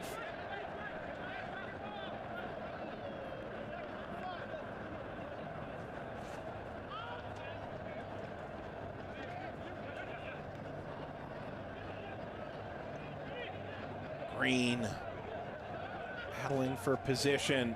Up the wing for Kerr. Tainter. Evoluzzo, not so big size-wise, 5'10". But, and we see it there, a fantastic leg. We're going to coach Jason Ben.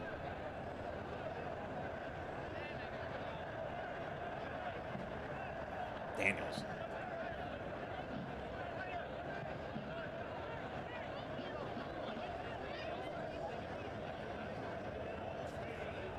Toronto gets the service. Jack lifts the ball right back over the 18. Telfer against Duffy, holds up play, takes it back.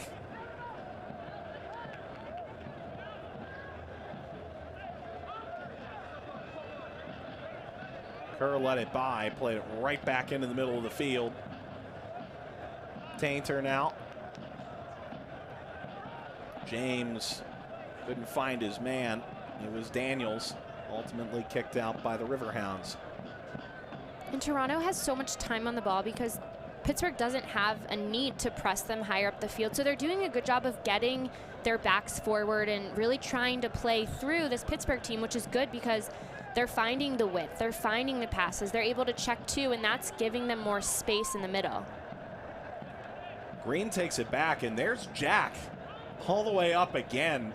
A center back who played central midfielder last year in the Champions League in CONCACAF. Moving back to a former position. Daniels. Runners entering the 18-yard box for Toronto. Greenspan lets this out. Mitchell will come and collect it. Hey, soccer fans, Nike, an official sponsor of the USL. For more information, visit NikeSoccer.com.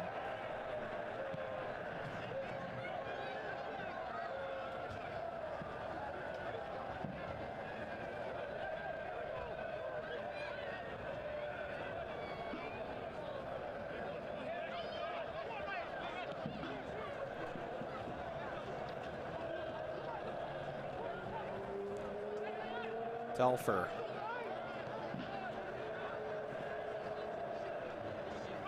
Brian James so calm on the ball. 36 in white there. Had Kerr coming in hard behind him defensively, just so calm to spin out of it and keep possession. Elseth.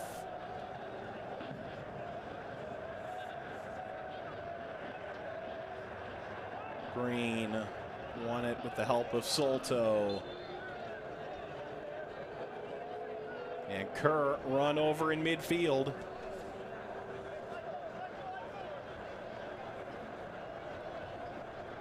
Second in the league in chance creation, 4th in crosses, and yet we spoke this week with Coach Dave Brand. He said he moves further back as the game goes along with substitutions. He plays the whole length of the field. That ball headed out from Herzog And it's a corner to Pittsburgh in the 65th minute. Well, in going out for a set piece here, it gives Toronto a chance to drop in defensively, because talking with Coach Ben, he said a big part of his team when they have the ball is that the players around cannot spectate, because if they lose it, they aren't ready to drop and defend. And there's been a lot of them pushing higher, which is great, but defensively they haven't been dropping in, so the set piece is actually a good chance for them to reset. Kerr. And the whistle blew immediately.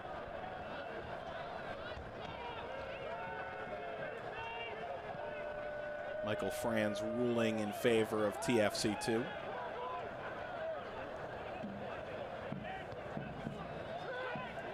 Lifted up by Tainter. And Mitchell lets it roll right to him. There is no number one right now. Hunter Gilstrap was the man last year. And Mauricio Vargas went back to Costa Rica. Hazel Broom was signed in November. He could have been the man. But right now, Mitchell has done nothing to cede the position, despite the fact there is no official number one. This Riverhound side as Herzog is fouled, and the Riverhounds have a dangerous opportunity into the 67th minute. Well, and that's a poor foul to give up right there. Herzog didn't get a complete hold of the ball, but for Frazier just to knock him over there, it's not necessary, especially in that position when Pittsburgh is dangerous on set pieces. They have dangerous players around the ball. So if you're Frazier, if you can just stand your ground, Herzog misses the pass, well, if you're standing your ground, that's not a foul. But to go in extra, there's no need there. Kerr swings the ball for Greenspan, heads it right down center. No surprise that the 6'5" defender was able to get that ball onto his head. And that's what he's there for, to bring that ball back across. He doesn't have the angle to go to goal himself, so he's supposed to knock it back down right across the 6, right in front of the goalkeeper to give his team a chance. Toronto was wise to the effort. Herzog pushed from behind. And maybe they'll have a chance to swing it in again for Greenspan, who's jogging up on the right-hand side of your screen there a moment ago. Aubrey, a stern discussion. Have to like what the Notre Dame product has done. Justin Morrow for Toronto is also a Notre Dame graduate. Kerr bounds out in front. Jack looking for a corner. And that's what they give. It was deflected. Oyvind Alseth still arguing the case, and a corner to the Riverhounds. Jack just slipping in behind his defender. Definitely a corner. Aubrey got a touch on that. He deflected it, which is good because Jack got inside of him, had a look on frame. But if you're Toronto right now, you need a big clearance. It can't just bounce around the 18. It needs to be a big clearance up and out. Kerr right to Cavalluzzo. Right back to Kerr. One hopper, didn't put enough on it to fool Cavalluzzo. Once again, another lucky break for Toronto. They had numbers going forward. They weren't able to connect, so it's just a simple giveaway in their defensive third, which that cannot happen. But they got lucky there with Kerr taking the early shot. Kerr, Herzog dragging.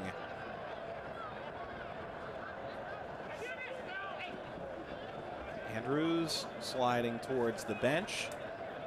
And Pittsburgh, a team that is self-described as having a certain style of play, but there's many ways they can go about it. They can put 11 behind the ball, and they can also high press. Right now it appears they're a little more focused on the pressure.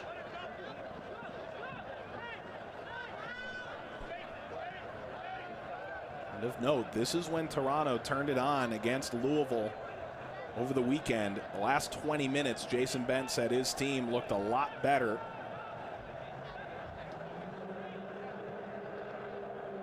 Well, in order to keep possession, they can't continue to get frustrated like they do Ike Andrews in that last series they lost it. You can just see him standing there, his shoulders down, frustrated. If they stay with this, they have possession. They've shown that they can pass around this Pittsburgh team.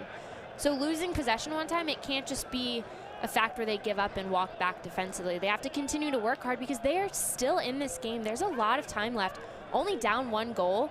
It just takes one to give them the confidence that they can score and they can put one in the back of the net. And all they need to do is look at Pittsburgh's 2 wins this year. They beat Charleston on a diving header in stoppage time. The 75th minute goal from Herzog as well against Harrisburg. 2 late goals, both coming after this fact, being key to the results so far for Pittsburgh. Souto. A lot of gold shirts in the area there.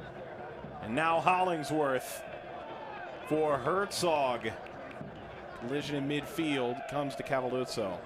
Well, and Toronto did a great job condensing there. I mentioned how they have to defend.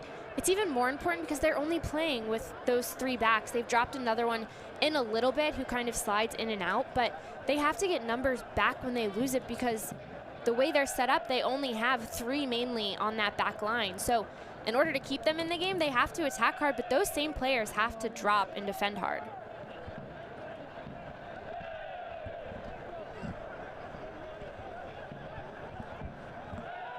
Green, the fresh legs for Pittsburgh at halftime. Kerr trying to make the run down center. They seem to have the right idea.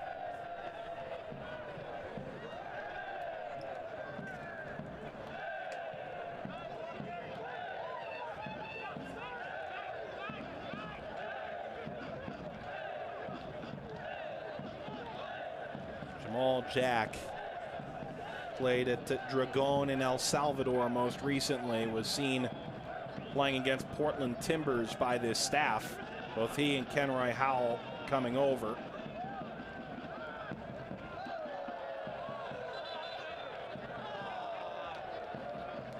Change coming for the Riverhounds. Javon Walsh, the Jamaican, set to appear for the Riverhounds. And Jack Thompson, who was far more involved in the opening 60 minutes than the last 12. Substitution. The change. Number 9 is Siobhan Walsh in for number 3, Jack Thompson.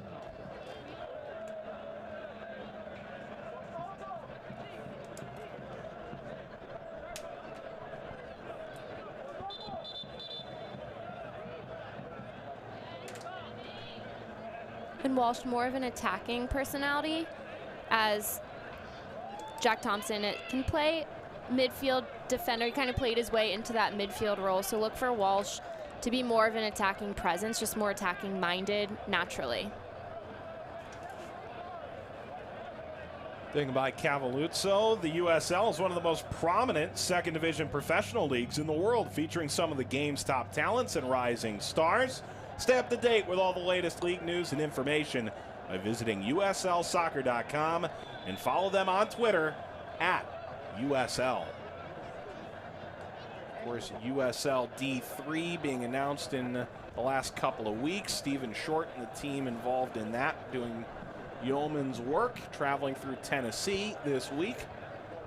USL_D3 Twitter handle, one to watch as well. The United Soccer League looking to complete the ladder from PDL to D3 up through the USL and the US Soccer Pyramid. Lofted ball. Cavalluzzo coming. Herzog slapping his hands together in frustration. You mentioned before Cavalluzzo, not the biggest guy, but he controls his box so well. And it's not just using his voice to say that he's there, but he's loud, he goes up for it, he's confident. And that's something that's nice to see, especially out of a bit of an undersized goalkeeper back there. Just 5'10", out of Hamilton, Ontario.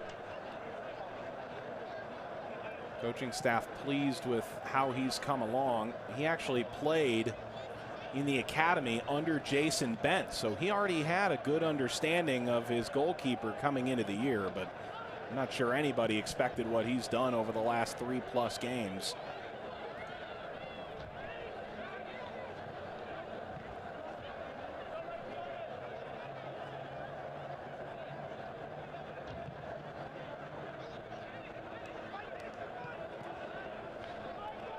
Ahead by Walsh. There's Cavalluzzo again. He was the only returning goalkeeper who had started a game last year. There were 6 different TFC2 players that found their way between the pipes, and only 1 defender returned with over a dozen starts, and it was Tainter. Hollingsworth. A lot of ways this could go. It looked like it had gotten out potentially before the contact, and eventually Hollingsworth looks like was whistled for the foul, and Washington told to mind his own business. This is a real good free kick opportunity for Toronto, where it didn't appear like there would be one. McCreary worked hard for that one, going up against Hollingsworth in that corner. I thought that was a good 50-50 battle. I think it could have been called either way, but he worked hard for that one, and he got in. As you said, it's closer than a corner kick, so you treat it like one, but you're in a better position because you're closer, so he can really pick out a player in the box. Brian James, such a good passer. The final quarter of an hour trying to break a long scoreless stretch for Toronto FC2. Lofts it over the box, setting up a shot that dips wide. Johnson. A great game starts with a great lineup. That would have been something. And the ball was he didn't pick out a player right away, but Johnson is there for the cleanup, which he doesn't have a choice but to hit that first time, so it's a difficult shot, but I like that he at least gets on top of it. Misses frame, but he has the right set up to it. He gets on top of it, keeps it low, unfortunately misses wide, but that's why you have a player there, is to clean up anything that comes out of the box. Opta tells us that is the first shot taken in the second half by Toronto FC2. They took 8 in the first half.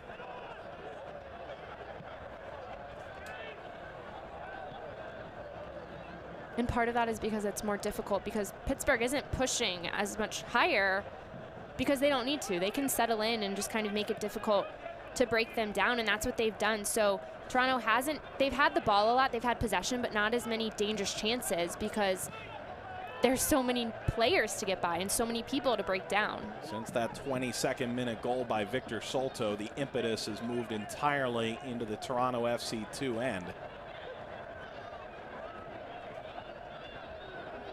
Walsh, those fresh legs chasing the game for Pittsburgh.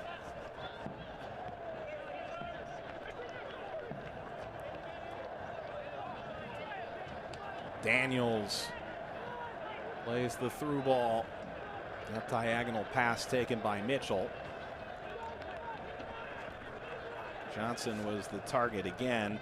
Hey fans, today's match plays an important role in the close partnership between Major League Soccer and the United Soccer League to test the use of a video assistant referee, or VAR. VAR implemented during key match-changing situations. For more information, uslsoccer.com/VAR.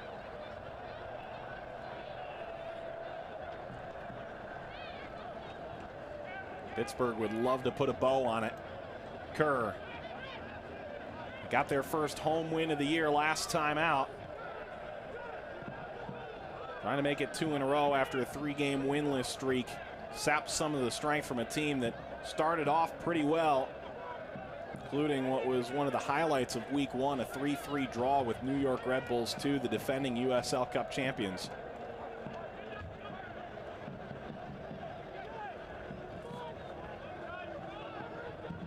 James picks out Telfer. Daniels. Kerr. Walsh. Mike, you mentioned how Toronto just has one shot on goal. That's because that last buildup that they lose right in the middle, that's happened a lot. They have the idea, they have the buildups, but they lose the ball right in the key spots where they need to make that key final pass or the pass before the final pass. They lose it at that last moment, which hasn't allowed them to get good looks on frame because they can't completely get there. And Elseth dribbled it away again as Walsh carrying the ball upfield for Pittsburgh. The Jamaican still going. Knocked off his foot by Telfer. And for Toronto, such a young team, and when the offense isn't coming, do you begin to lose confidence that you can make that final pass? We saw them trying from well outside the box in the first half. At times it appeared to their detriment when they had possessed the ball well. Well, I think that's human nature to start to just wonder what's going wrong, what do I need to switch, or what do I need to change, and maybe not playing like their normal selves in the final third just because it's not working. But the fact that they're still trying to build, they're still getting numbers for it, especially this game, and they're still finding they still have the runs, but they're not finding the pass. The fact that the pieces are there, they're just not connecting. I don't think there's that much need to get worried. James slid away. Because I think that's the most important part when you're a young team, young players. It's just getting the right mindset and the right ideas for what to do, and it doesn't always come. That's common across whether you're starting to play the game or just through each level. But I think the fact that they have the tactics down and they have the right ideas, it's going to come. So you hope they don't get too discouraged, and you hope it's not too much of you hope it doesn't take too much of their confidence away. But the fact that they're doing the right thing should be enough of a confidence builder at this point. Well, and you asked what the message was this week to Jason Bent, and to be fair, I think you were asking about the offensive struggles, and he said, you know, having 3 straight shutouts defensively, he took it the positive route. He also said he just wanted his team to find some balance between the two. Well, and I think that's common too. Coming from our end, we're asking, what's the message? You guys don't have too much scoring going on. What do you guys need to do offensively? But he's reminding us we're doing good stuff.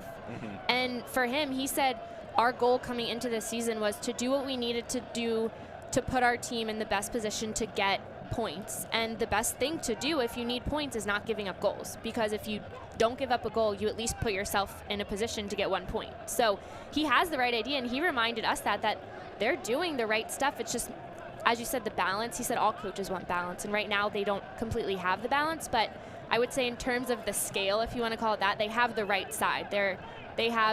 It's going for them on the right side of the scale. It's just finding the other. But as he said, they just need to keep doing what they're doing, because for him, the defense is the key to all of it. Dangerous pass knocked out. There's a substitution coming.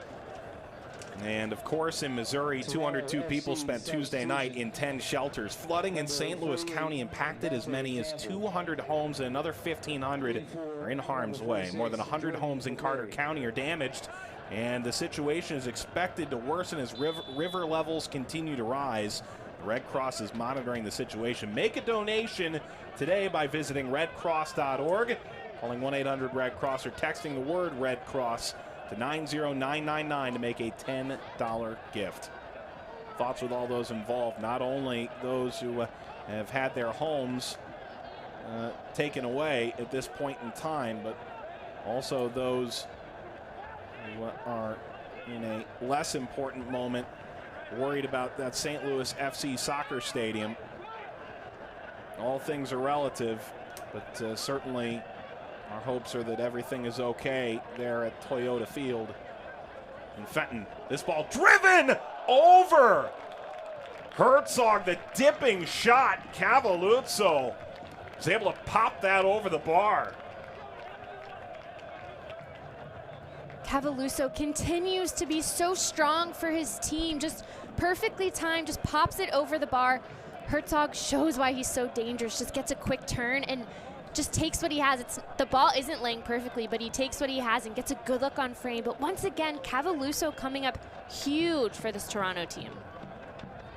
Herzog nearly coming up huge again for this Pittsburgh team. It's Kerr on the ensuing corner kick. Jack. Still loose there. It was Walsh, rather. That is not the clearance they needed. Second look at it for Kerr, but before he can get it, Andrews. High stakes game, a hacky sack now.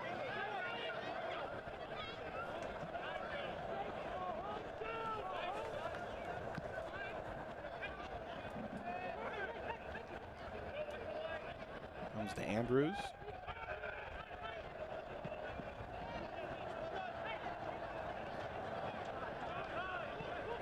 The movement off the ball is promising for Toronto. Nothing's coming from it, but I don't know what just happened, but a spark was just lit for them because they are moving off the ball. They're moving for one another. They're getting players forward, and this is a different Toronto team just in the last minute. Lifted over the box. Two-fisted punch. The goal is empty. It's curled up and over from Ryan Telfer.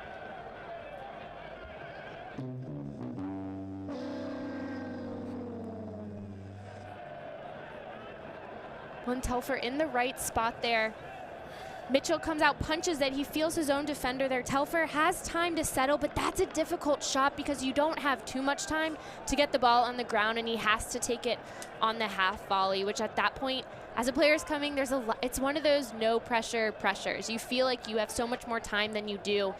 Does a good job trying to get it on frame, but at least he's in the right position. As I said, Toronto has the right idea. If it doesn't fall tonight, it's going to in the next couple games, and that's at least promising for them.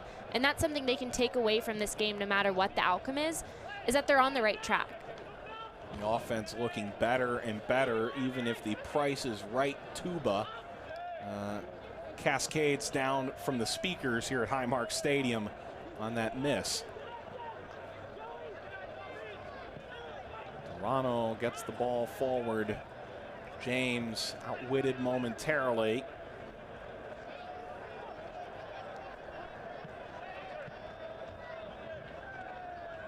Inballing the ball around. Walsh was looking for Green, and the pressure continues from TFC2 as they look for a late equalizer.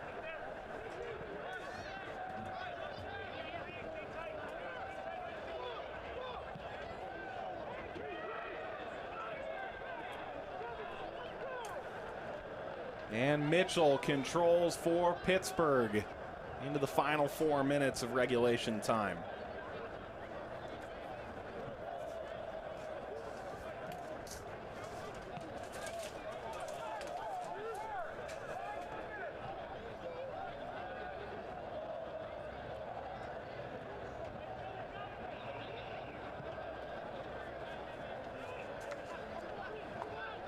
Across the back line of this 3-5-2 look has become synonymous with the Toronto franchises among all levels. Lifted up the right-hand side. There's a little bit of speed here. A shove from behind. Dante Campbell, perhaps the one who's put that spark into the game for Toronto, was running up the wing. And meanwhile, it's back over to the touchline, and it is the younger Thompson who comes on. Jack Thompson had already come off in this affair, but it's Nick Thompson who will turn 29 on Monday who comes on. Thompson in for number 9, Siobhan Walsh. And Siobhan Walsh, who came on as a substitute, is off nearly as fast as he came on.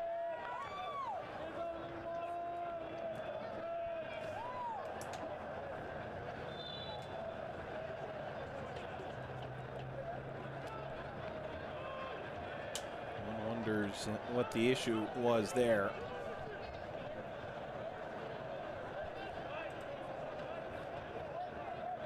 Only had 11 total touches his time on the field, Walsh. Toronto FC2 trying to pick up a late point on the road.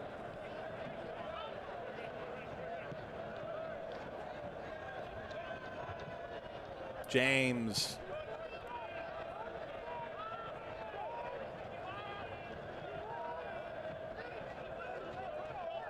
Usually as the time runs down, you see teams get more direct. This Toronto team has found more possession and more penetrating runs as the time goes on. Tainter still going. Now they've got the numbers in the box they need if they try and get this ball in. This is a patient TFC2 team in the dying minutes.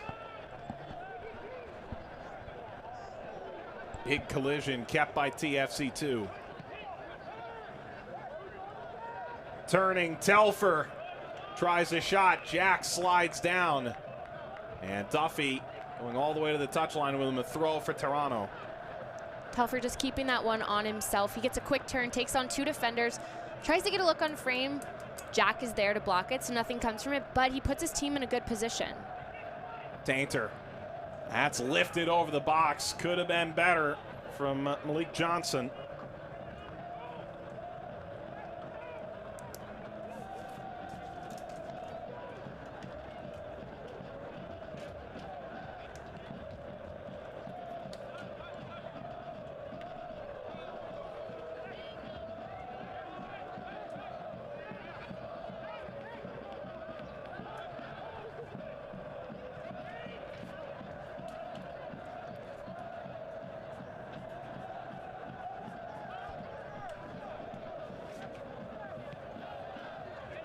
Half a minute to go before we reach second half stoppage time. 22nd minute goal. The difference maker, Victor Souto.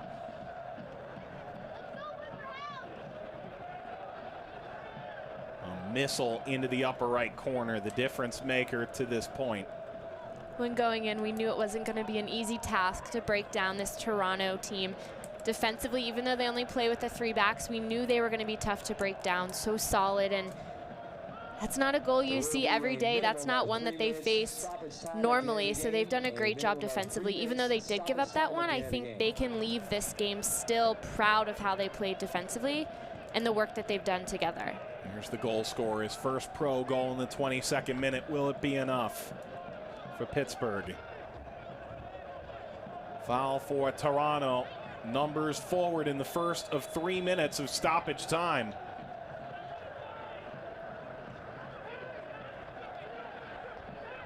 Alsef. Everybody was retreating to stay on side.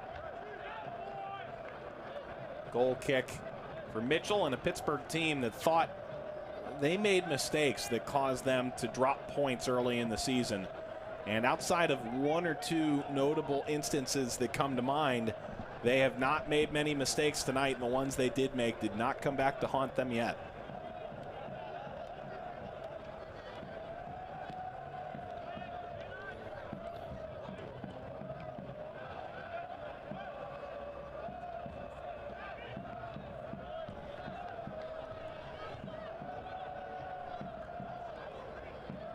Green.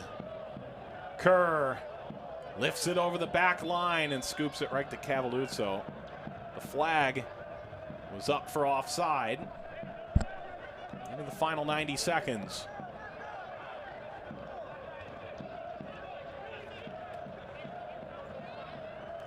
Dishes wide, Telfer. Lifted up by Jack. Duffy kept off the ball.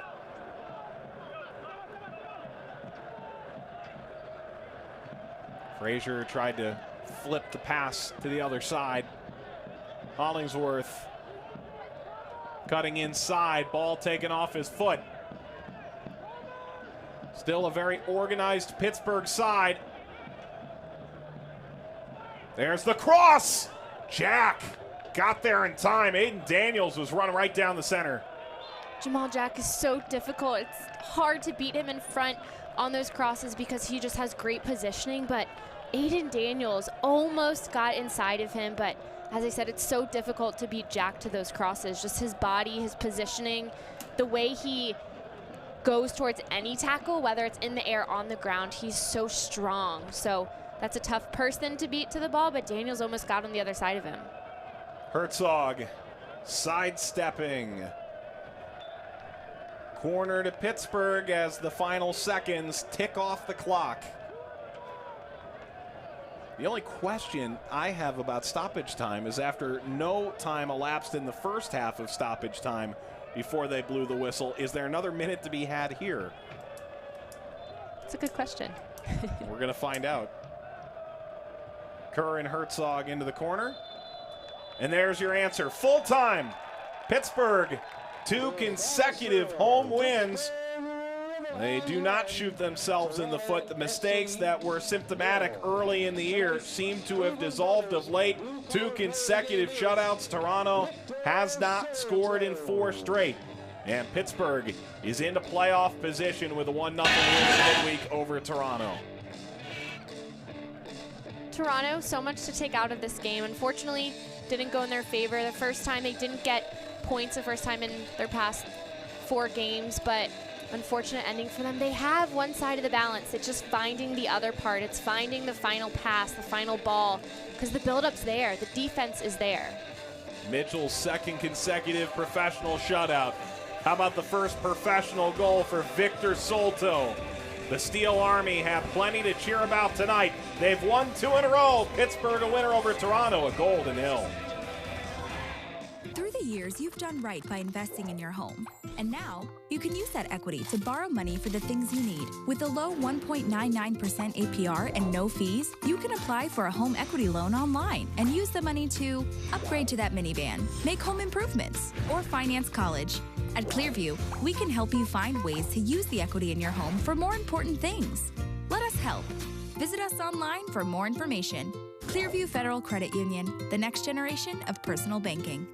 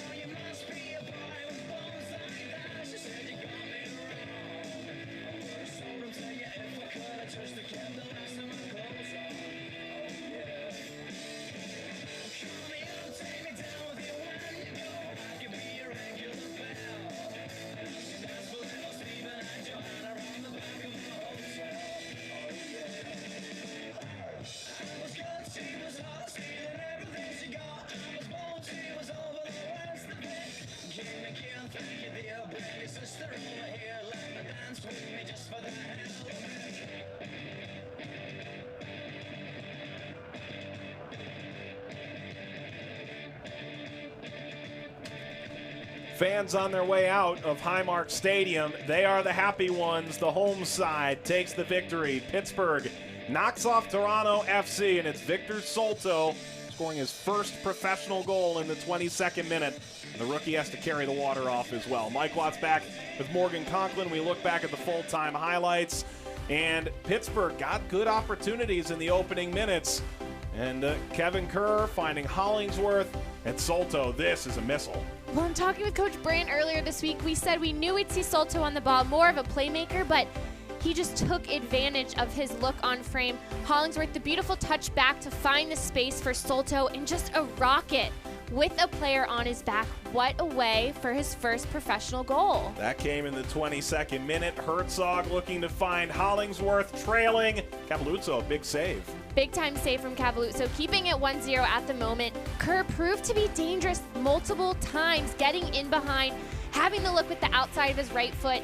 Got under just a little too much, but Kerr, very dangerous all over tonight. On to the second half of play. Toronto would look for an equalizer, but it was Pittsburgh that may have come closest to getting the next goal. Hollingsworth stepping over, unable to finish. Looking for Duffy in this equation. Hollingsworth was another player busy everywhere tonight, whether it was making runs, cutting inside, tried to flip that ball across the 6, but good placement there by the Toronto defense. Kerr dangerous as ever, this time trying to find Jack, one of the top chance creators in the USL this year. Jamal Jack just getting in behind, but as we said, a great defensive play there by Brandon Aubrey to get in front of it and touch it out for a corner, because that's a good look on frame for Jack. One of the better looks late, lifted wide.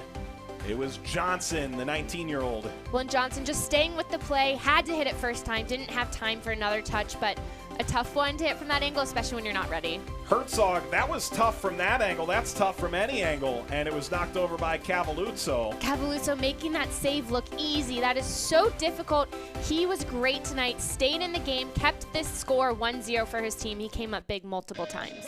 Let's take a look at the full-time statistics. The shots end up even. Toronto had 8 of their 11 shots in the opening half, and they didn't get their 3 shots in the second half until 20 to 25 minutes in. What do you make of the final numbers? Well, and I said it at halftime, the part that they need to work on is the shots on target. In the second half, it took them a while to get going, but as we said, it was a spark. About the 80th minute, they started to connect more. They started to get numbers forward. That's when they had their best chances. If they can bring that spark earlier and get looks on frame, they're close. If they can get them on frame, they'll be in a really good position. This is the third of our ESPN3 Game of the Week package. We take a look at what's coming up down the line. Rochester and Tampa Bay next on May 24th. A couple of games in June, and then on to ESPNU in July. There are some really good games coming up in this schedule, Morgan. There's the Rhinos and the Rowdies, 2 historic franchises. Tampa Bay, great start. Phoenix, all the stars are going to be out. Great lineups we have coming up. Great stadiums, great matchups, big names, as you said, Drogba with Phoenix. So it's an exciting time, good schedule for the Game of the Week. So we're looking forward to having you again on May 24th For Morgan Conklin, our director Tom Piro, producer Ava Ponte, Jose Ontiveros, Brian Duvall. This is Mike Watts saying so long from Pittsburgh. We enjoyed it. We hope you did too. He certainly did. Souto's first professional goal in the 22nd minute proves to be the difference maker. Pittsburgh has won 2 in a row. Toronto fails to take points away on the road. Final score, Pittsburgh 1, Toronto 0. This copyrighted telecast of the United Soccer League may not be retransmitted, rebroadcast, or reproduced without the express written consent from the United Soccer League.